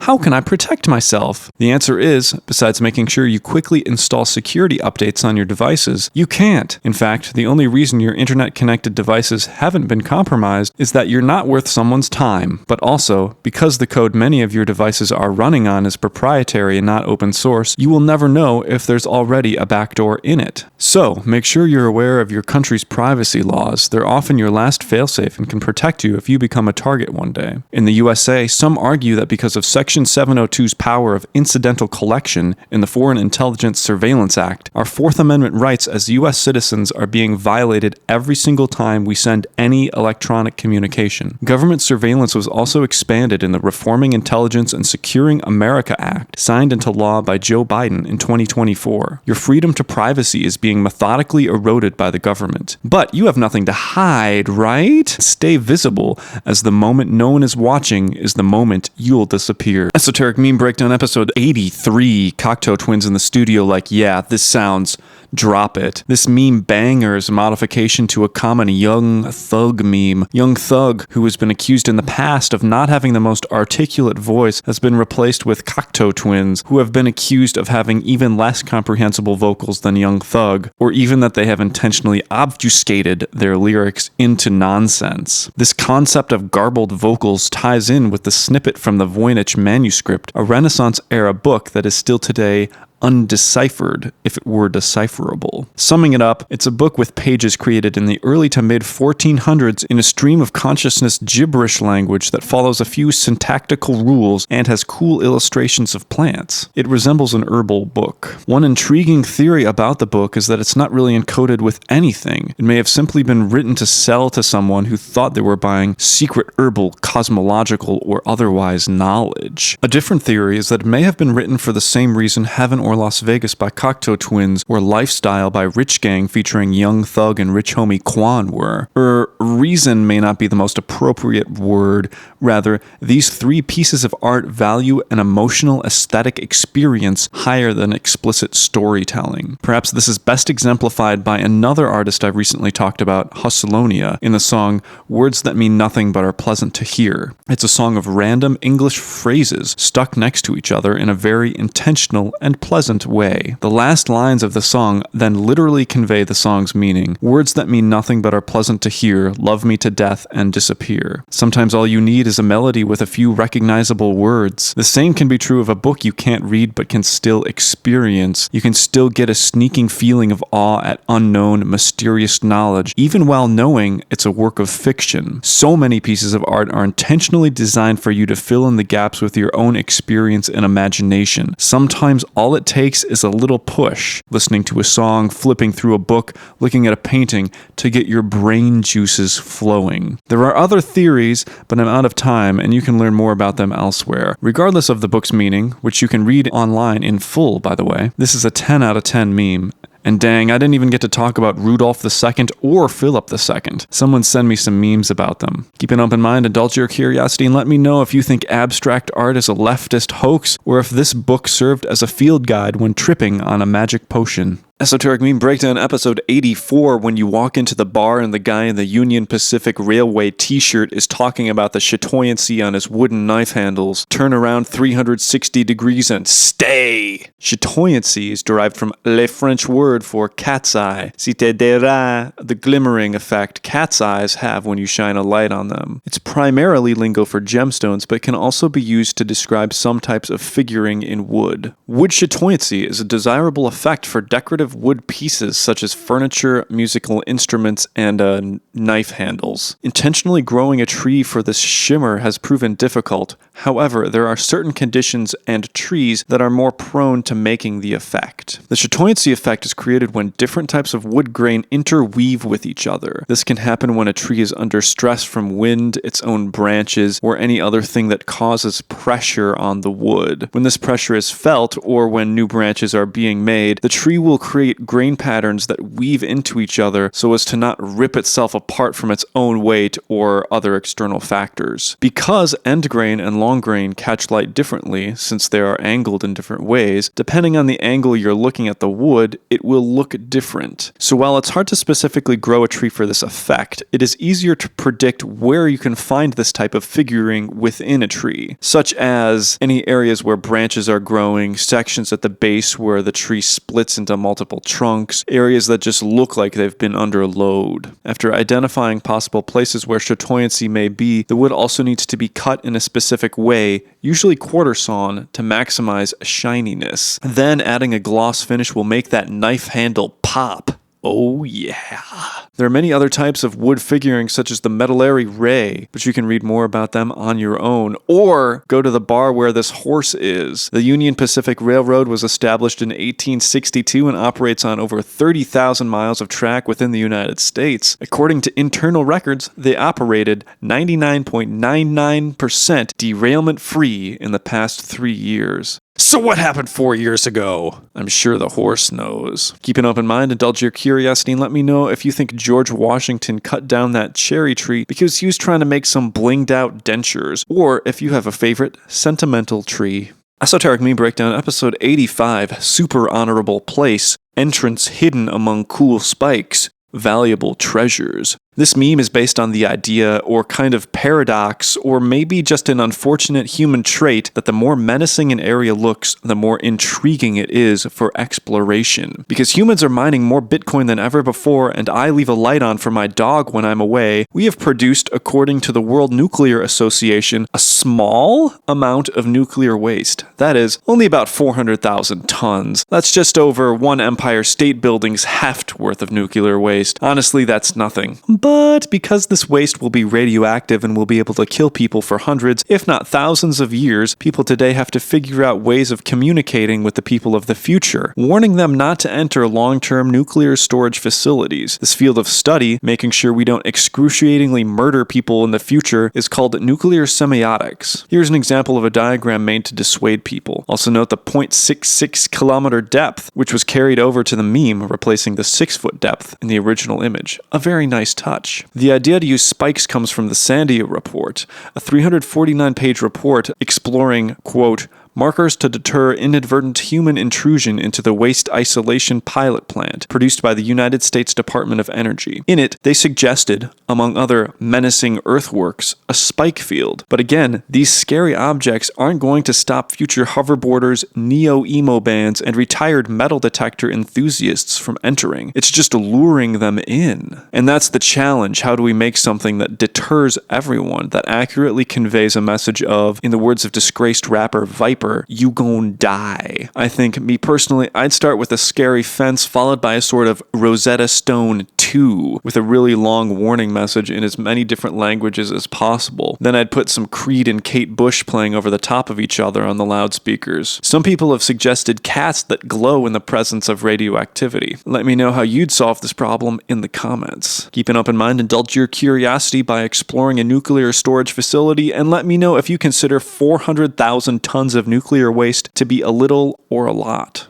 Esoteric Meme Breakdown, episode 86, the Amphibian Reproductive Mode Iceberg. This iceberg meme is based on the revised classification for amphibian reproductive modes, RMs. But backing up a bit, a reproductive mode is a specific mode of reproduction. For example, humans have one very common reproductive mode. People do it, and then the baby is grown inside the mother, who then births a baby. But frogs have 72 reproductive modes in the most updated system of RM categorization. Let's consult the chart of all possible reproductive modes. In the RM/group section, A is for frogs, or rather, the order Anura, which includes toads, because they're the same thing, okay? B is for salamanders, and C is for all the gross-looking amphibians. So this chart is basically laid out in chronological order, left to right, with 11 different reproductive traits. These include reproduction type, oviposition, macrohabitat, spawning type, nest construction, embryonic nutrition, place of larval development, and some others that I skipped so I didn't have to say oviposition even more. Let's just take a look at a common and less common RM. So 1, 2, and 3 are perhaps the most well-known RMs, but 16, 42, and 27 are some of the most commonly observed. 16 ABC would be this: oviparity.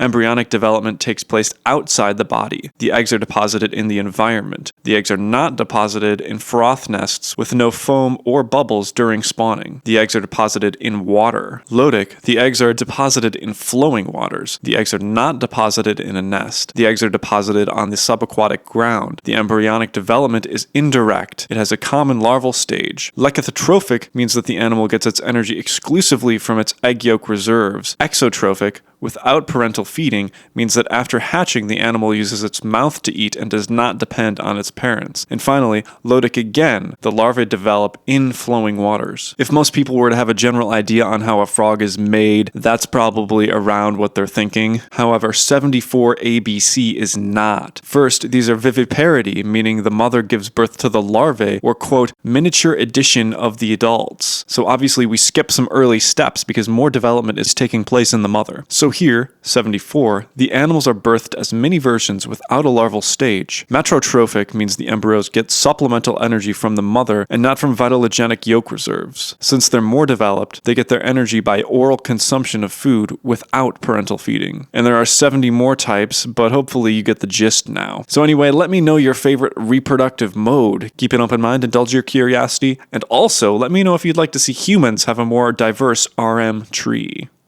Esoteric Meme Breakdown, episode 87, Burnett Bulletin in Hell like, where is Wanda Green? Live Heaven reaction, history has acquitted me. Wanda Green, purported glutton, womanizer, backstabber, KGB puppet, moron, man who oversaw the transfer of 510 tons of gold out from his home country of Spain to the Soviet Union, medical doctor turned prime minister of the Second Spanish Republic, was the most hated person in Spain for about 70 years, with half of that time being after he died in exile in France. However, with new information about his tenure during the Spanish Civil War unearthed in the 1990s and exhaustive research performed by writer Gabriel Jackson, his public image has begun to shift from villain to actually mostly a reasonable, pragmatic guy who sacrificed his career and public image in an attempt to save his country from the cancerous proto-fascist dictatorship led by Francisco Franco. So Spain, the quote-unquote strongest country on earth because no matter how hard it tries to destroy itself for centuries on end, it's always unsuccessful, was in a civil war from 1936 to 1939. It was the nationalists against the Republicans. The nationalists were fronted by dictator Francisco Franco and were allied with Nazi Germany, Italy, and Portugal. The Republicans were not like the Republicans we know today in the United States, but that goes without saying. There were many different groups within the Republicans, spanning from centrist to far left. Negrin was a moderate leftist who ended up being first the Minister of Finance and then Prime Minister of the Spanish Republic. His side, the Republicans greatly outnumbered the nationalists and supporters, but severely lacked relative military capability. His choice to ship over 500 tons of gold to the USSR, which was portrayed as idiotic at the time, actually, according to author Gabriel Jackson and other contemporary scholarship, made a lot of sense, as the nationalists were going to capture the gold stockpile soon, and this way it could then be sold for weapons, which, again, the Republicans lacked. While propaganda portrayed the Soviets as slimy scumbags, this was the most pragmatic choice. His other wagers, such as refusing to surrender under the assumption that Franco wouldn't accept surrender without bloody reprisals, and his total insistence for the Republic to hold out as long as it possibly could, knowing that war was going to break out and the more powerful democratic West would side with the Republic, turned out to be true, but he couldn't make victory happen, and no one in his place could have either. The combination of Republicans having a weaker military, too much internal division, and Europe taking a non-intervention stance meant that the war was unwinnable from the start, with hindsight, of course. Even after World War II, in exile, he tried to gather support against Franco. And as far as the womanizing gluttony and the other 7 deadly sins, that's mostly anecdotal, with the grain of truth behind the rumor being that in the 1920s, both of his daughters died. This was hard on his marriage, and he started seeing another woman. The actual events aren't well documented. He wasn't perfect, but better than the British journalist who was also separated from his wife. Keep an open mind, indulge your curiosity, and let me know who you think is in heaven, who most people think is in hell. Esoteric Meme Breakdown, episode 88, Holographic Kangaskhan and Diglett Collection, all Weezer albums on vinyl, 100%ing Warblers. Yes, indeed, the classic Pokemon collector to Weezer record collector to the obsessive bird life list completionist pipeline. It happens to the best of us, and no one knows why. This meme is implying that all Warblers look so close to each other that they're hard to tell apart, forcing the birder to always wonder if they saw the blue-winged warbler, or the prothonotary warbler, or maybe it was the pine warbler, but it certainly wasn't the elusive ovenbird. To make matters worse, there are over 500 species of warblers if you're counting the Old and New World groups, which you are. There are other ways to make it more complicated, but for this video, we're leaving it at that. But to make matters better, they're not all yellow, as this meme implies, but to make matters worse again, in some cases there are variations between males and females and younger and older birds, which makes it very difficult to tell the difference. And I know what you're thinking, oh come on, Arjan Dwarshwas in his 2016 big year saw 6,852 different species. That's way more than a measly 500 warblers. Well, he only saw 259 species of warblers, so yes, it is difficult. Anyway, there are a lot of trait differences between warblers, so it's hard to give a very detailed overview of all of them, but usually they're small and eat bugs, just like my dog. The taxonomy of these things, especially the Old World warblers, is frankly exhausting. To sum it up, it's complicated. Let's move on. My dad's favorite is the previously mentioned ovenbirds. My favorite is the yellowish-greenish one. As you can probably tell by now, warbler stuff needs hours of explanation and I only have 3 minutes. This meme checks out. It's true. Warblers are a black hole of time. But zooming out from the event horizon, there have been quite a few studies on the rationality of people's need to collect and organize. That is also complicated, but interesting. I think I'll end the video here, but I will say, of all the collecting behaviors, truly the most irrational is collecting the Weezer studio album discography on vinyl. Keep an open mind, indulge your curiosity, and let me know your favorite species of warbler, your favorite Weezer album, and if you've ever had a holographic Kangaskhan. Esoteric Meme Breakdown, episode 89. People be CT scanning liquefied butterflies, but I can't get my brother's scanner to scan for the Wi-Fi. You have to type in the SSID and password manually. It doesn't scan for the networks. Excuse me. Contrary to popular belief, butterflies such as the painted lady seen in this CT scan don't totally liquefy when in a chrysalis, but they do turn to goo. But if you think about it, we also changed from moosh to cohesive units, but we just did it inside a human and not hanging upside down from a gutter. Regardless, the transformation from caterpillar to butterfly is still impressive, and what these and many other butterflies are capable of after they transform is even more so. What we don't do that many butterflies do is, after graduating from slow-moving caterpillar to fast-moving, totally erratic flying butterfly, travel the equivalent distance of 10 to 20 ultra-marathons in a body so fragile it looks like a breeze is going to tear it apart. Yet, in the right conditions, they can travel 30 miles an hour, usually at around 1,500 feet in the air. How? These things can't even fly straight! Because butterflies don't have traditionally the greatest wing design, with wings too large for their bodies, it confused people as to how the heck they had decent flight finesse. yes, some scientists did figure that out. The butterfly's body acts as a vibrational control device, providing offset vibrations to stabilize the creature. Scientists recreated this effect using what they called a robot. Then they tested on a real moth in front of a high-speed camera, shooting little plastic pellets from a toy cannon they took from a kid's pirate ship playset to see how the moth used its body to stabilize itself. After all, butterflies and moths do need to perform complex, evasive aerial maneuvers, otherwise they'd be gobbled up during their travels. Across the pond, painted ladies migrate thousands of miles from Africa to the Arctic Circle. Sometimes it's not one individual doing the whole trek, but successive generations. The painted ladies take breaks along the way where they pass the torch on to their children. It's really hard to track this, though, since painted ladies don't have a specific target migratory location, unlike North American monarch butterflies. However, painted lady individuals can also travel long distances and have been documented crossing the Atlantic Ocean from Africa to French Guiana, but the scientists think they were probably born in Western Europe, estimating their total mileage traveled in their lifetimes to be around 4,000 miles or 7,000 kilometers. They found this stuff out via, quote, coastal field surveys, wind trajectory modeling, genomics, pollen metabar coding, ecological niche modeling, and multi-isotope geolocation of natal origins. Again, this is very difficult to do. So the next time you're thinking that life is just so hard, remember that there are butterflies out there born on a leaf near a Lidl somewhere in Europe that flew all the way down to Africa and then crossed the ocean to South America in search of better living conditions, or maybe just to catch a vibe. Keep an open mind, indulge your curiosity, and let me know if you'd like it if humans had a postnatal metamorphosis stage. Esoteric Meme Breakdown, episode 90, PC Kids Fun Zone. Should I be concerned? Yes, you should be concerned. This is a drawing from an activity at a concert where a kid could draw a picture of their favorite part of the show and redeem it for a prize at the merch zone. However, this drawing is not from the concert, but I really wish it was. You know what? I'm choosing to believe that it was. This is what the concert looked like. And in that vein of choosing to believe stuff, this is what a biblically accurate angel looks like. This is what this phrase sounds like. This is the word thorn, with the individual letters flipped horizontally but still in the correct order. This could symbolize a warped perspective or a purgatory state of sorts, somewhere between true reflection, seeing Jesus within you, and being a heretic. The repetition of a single word and casting out nines is also present here. While not a one-for-one rip-off, this illustration does bring to mind pieces made in the era of manifestations. This was a time in the mid-1850s where Shakers, Restorationist Christians, started experiencing wild, heavenly visions from spirits and such that they then expressed in what we would call various art forms. The era of manifestations coincided with a bunch of other religious revivals happening in upstate New York, including the Latter-day Saint movement, which I've talked about in a previous episode. This is A Sacred Sheet Sent from Holy Mother Wisdom by Her Angel of Many Signs by Samantha Fairbanks and Mary Wicks. According to artist Leon Guerre, these artists, often women and girls, were instruments who received messages from Shaker elders and other spirits. These messages would then be transferred to a maker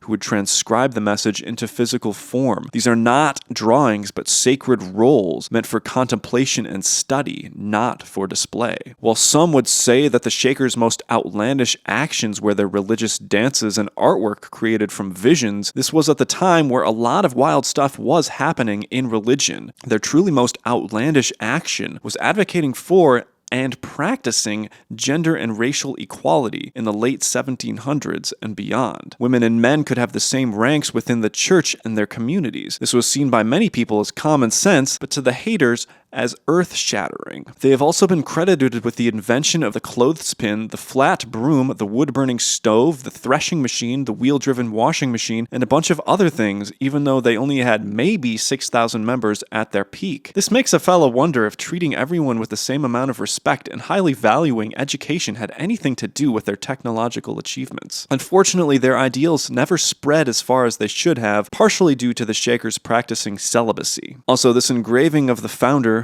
Mother Ann Lee, made about 100 years after her death, was purported to be psychometrically drawn. Keep an open mind, indulge your curiosity, and let me know what was in the water in upstate New York back in the day. Esoteric Meme Breakdown, episode 91, NGL, I Miss This Era, Farm Bill.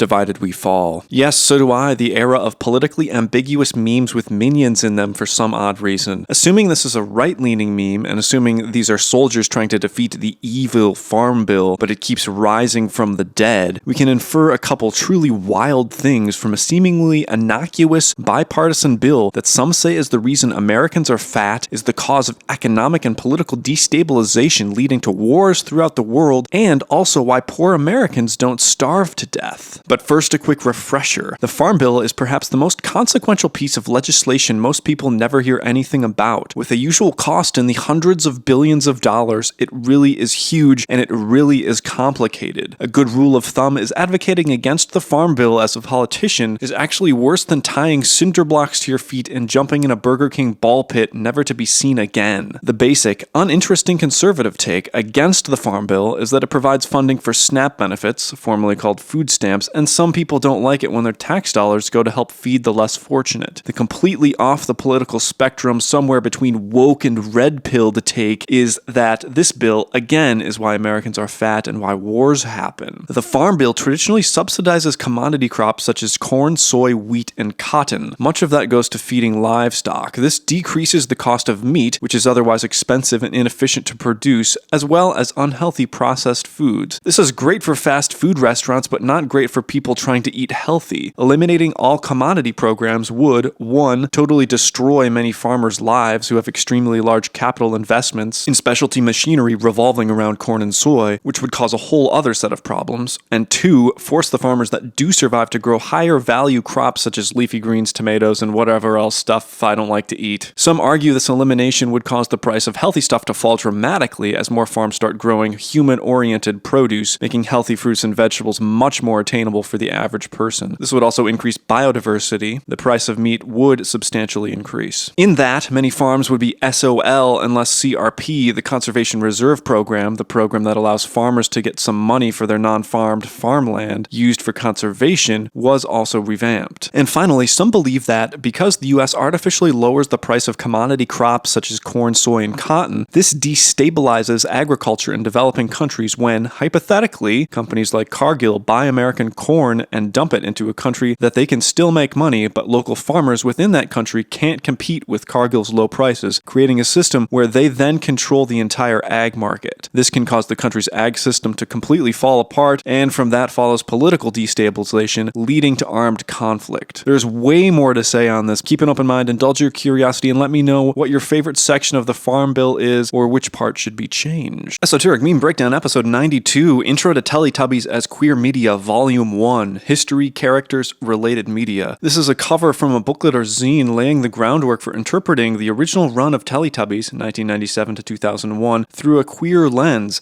And right away, I know you're thinking one of two things. Either, oh come on, it's a kid's show, stop projecting onto it, or Tinky Winky's gay as hell. But here's where it gets interesting. According to author Live, Laugh, Love Lobotomy, even though Tinky Winky carries a magic purse and has a triangle antenna, the latter sparking theories relating to the marking of queer people in concentration camps during the Holocaust with the pink triangle symbol, this is, quote, a bit far-fetched. The author goes on to say, if they were being that upfront about his sexuality, then they should have just named him Twinky Winky. LOL. Indeed, the real argument the author makes is a bit more nuanced, and, I should add, will be explained in greater depth in future volumes. Anyway, and stay with me here, this will tie together. First-generation Brit Pui Fan Lee played Po in the original series and incorporated elements of her heritage in the show, speaking Cantonese on many different occasions in episodes. Dipsy, perhaps the most commercial of all characters, with many Dipsy-inspired licensed products, was played by actor and comedian John Simmet. Live, Laugh, Love Lobotomy states, you can see the influence of Dipsy's actor in his character design. John Simmet is the only black Teletubby from the original run. Aside from the other Tubbies, there's also a vacuum cleaner named Nunu that no matter how messy the Teletubbies are, he still loves them. This information leads us to the queer interpretation Live, Laugh, Love Lobotomy proposes and why it may strike chords with some in the queer community. The Teletubbies can be seen as a found family. Essentially, they are not related, they are not romantically involved, but rather live together as if they were family. Found families can be very important for people who have been ostracized by their birth families, providing support and love to people who have been told by their biological family that they don't matter because they're too different and messed up compared to the quote-unquote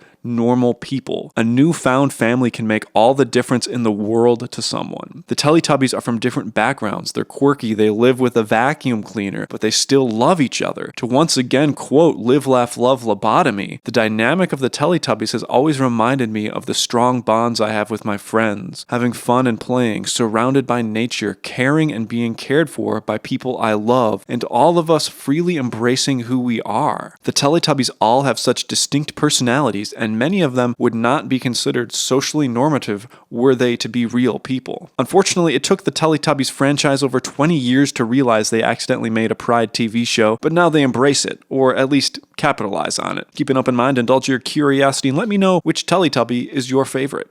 Esoteric Meme Breakdown episode 93, The British Raj is going the wrong way. There was/is a time when Britain felt the need to be in everybody's business. This caused the Brits to royally ruffle trousers all over the world. One of these places was the Indian subcontinent. This label is in Sanskrit and reads the rule of the British or the British Raj, which was the name of the British government that ruled the Indian subcontinent from 1858 to 1947. The British Raj is exiting the interstate, turning onto Pizza That Fell on the Floor Street. This image is from a post where the user refers to dropping the pizza on the floor, even though street or ground or grate would perhaps be more accurate. The elite Brits, not known for making moral decision, refused to keep going on the road of Plato's tripartite soul on the way to Bear in the Big Blue House. Indeed, instead of continuing down the road to Dikaiosine, that is, justice, or when each part of the soul is fulfilling its purpose, the Raj drifts away from Bear. It's rather poignant, actually, as Bear is the kind-hearted caregiver to his friends within the Big Blue House. Indeed,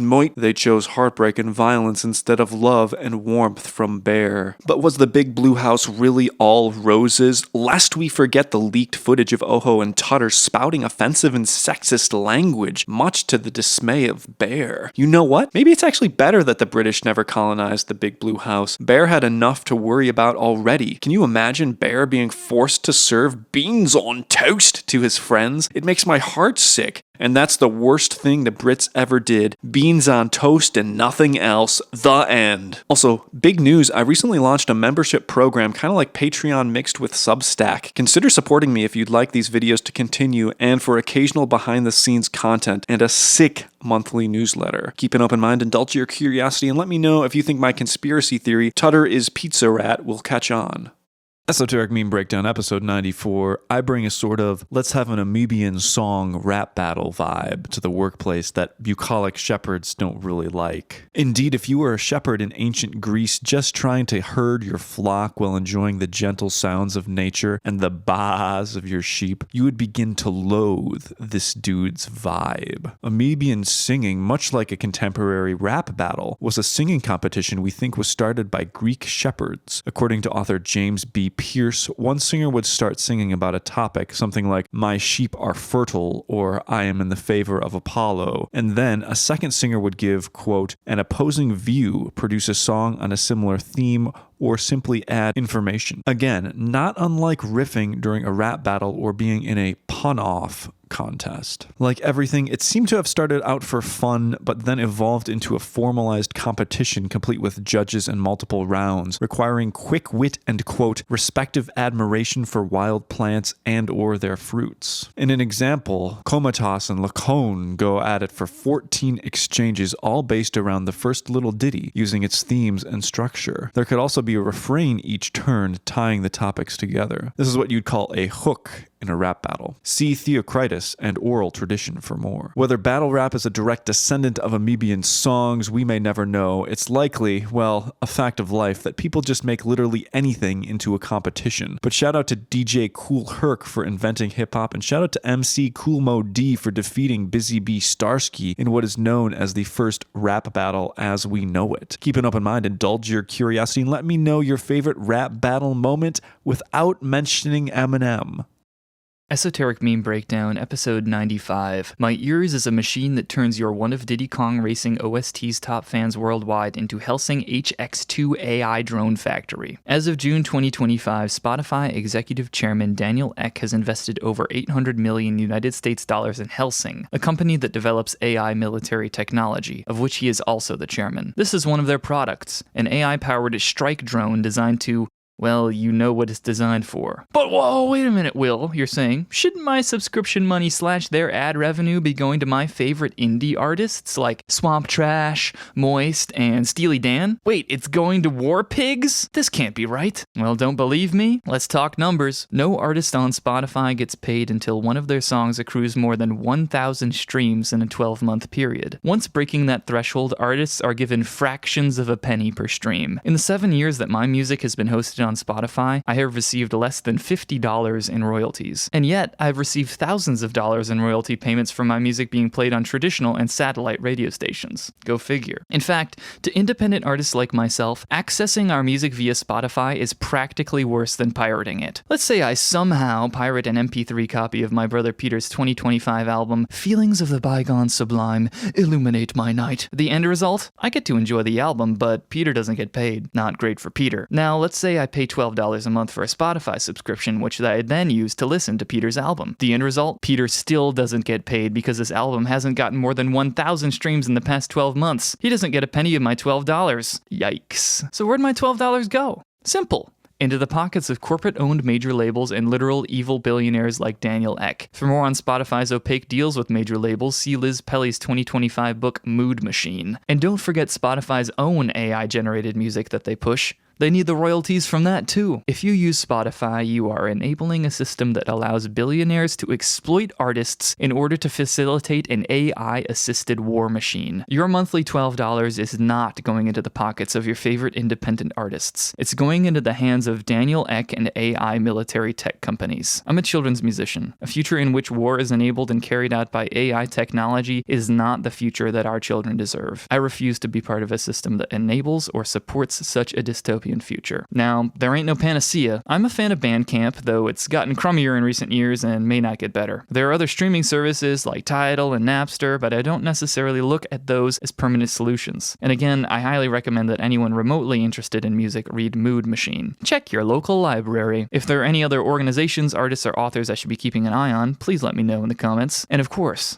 keep an open mind, indulge your curiosity, and let me know if I should take over for Peter more often. Esoteric Meme Breakdown, episode 96. Never ask a woman her age, a man his salary. Intel, 4,195,835 divided by 3,145,727. Why? Because specific Intel Pentium processors in 1994 got it wrong due to a hardware bug. Isn't that the one thing computers are supposed to do? Math? So, besides costing Intel $475 million 1990s dollars, what were the ramifications and how did it work or not work? The bug was due to a manufacturing error within the chip's programmable logic array, or PLA. Some of its array cells contained zeros where there should have been twos. There's evidence Intel figured this out internally at some point, but a person by the name of Thomas R. Nicely also let Intel know about it, as he had discovered the issue when doing prime number stuff. As a side note, I once wrote a short story about a person who studied cicadas because the researcher thought they were the secret to unlocking large prime numbers, as some periodical cicadas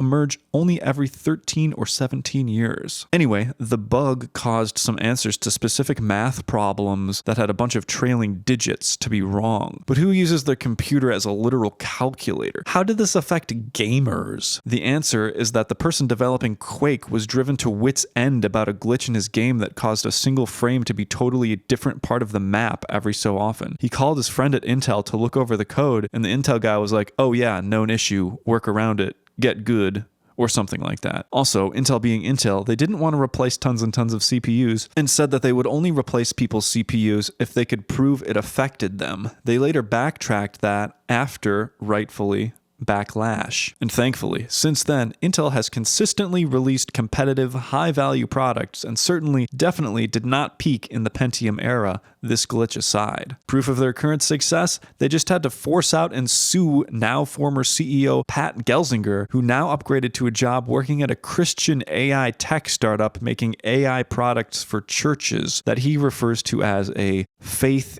ecosystem. But in all seriousness, we already did this with Temple OS. There's only one faith ecosystem, and it was made by the tragically very troubled man Terry A. Davis. Once again, Intel, you are 20 years behind. Keep an open mind, indulge your curiosity, and let me know if you'd sign my petition to reinstate Pat Gelsinger as Intel CEO.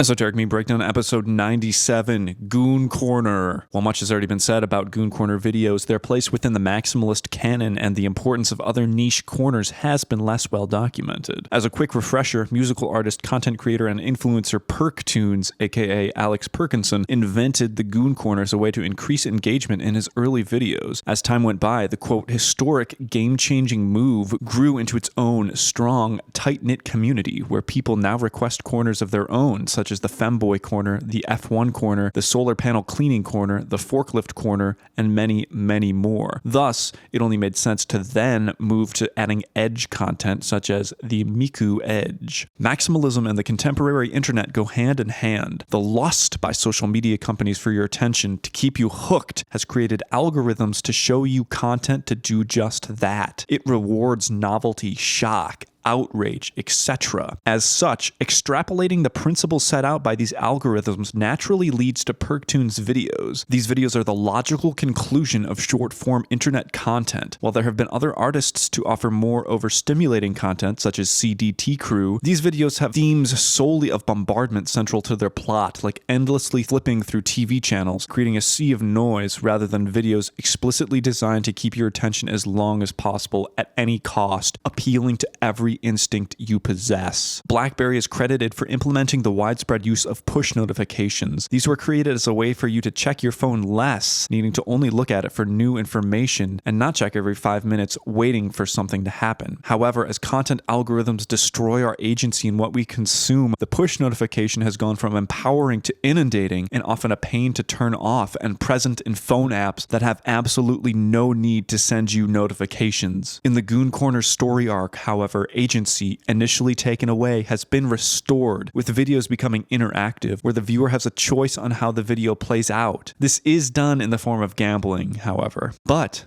also the imagination edge. Like those reacting to minimalism in the 20th century, the Goon Corner reacts to the force-feeding of junk food content, pushing it to an extreme, which would be considered a hallmark of postmodernism, but it takes it further, becoming its own thing, adding an element of community, of agency, exposing people to new niches. This brings to mind the new sincerity movement found within metamodernism, reclaiming the algorithm, opening the gates, if you will. The Goon Corner is a product of its algorithm-controlled medium just as much as it is from the artist. However, PerkTunes sees the next logical step as not VR pleasure centers or a landscape from Wall-E, but the cultivation of a community genuinely interested in being democratically exposed to new niche corners and still racks. Esoteric Meme Breakdown, episode 98. You either die a dirty Gino Selly hero or live long enough to see yourself become the dirty dirtbag. Wendy Anderson was a 1956 Olympic silver medalist on the United States hockey team. His quote-unquote Selly was indeed so captivating, he ended up being elected governor in his home state in 1970. Wendy is largely credited with a 1971 program initially dubbed the Minnesota Miracle, later renamed LGA. LGA raised state tax in an attempt to lower local property taxes and eliminate disparities between local communities. This is quite literally a socialist program Wendy stole from the Nordic countries during a trip he took there in the 60s and is still implemented today. Some in the richer areas of the state help finance road and other infrastructure projects, property tax subsidies, and general city budgets in less wealthy places like Albert Lee, Ely, or Babbitt. The latter, a town of around 1,500 people, set to receive over $500,000 in 2026 out of over $600 million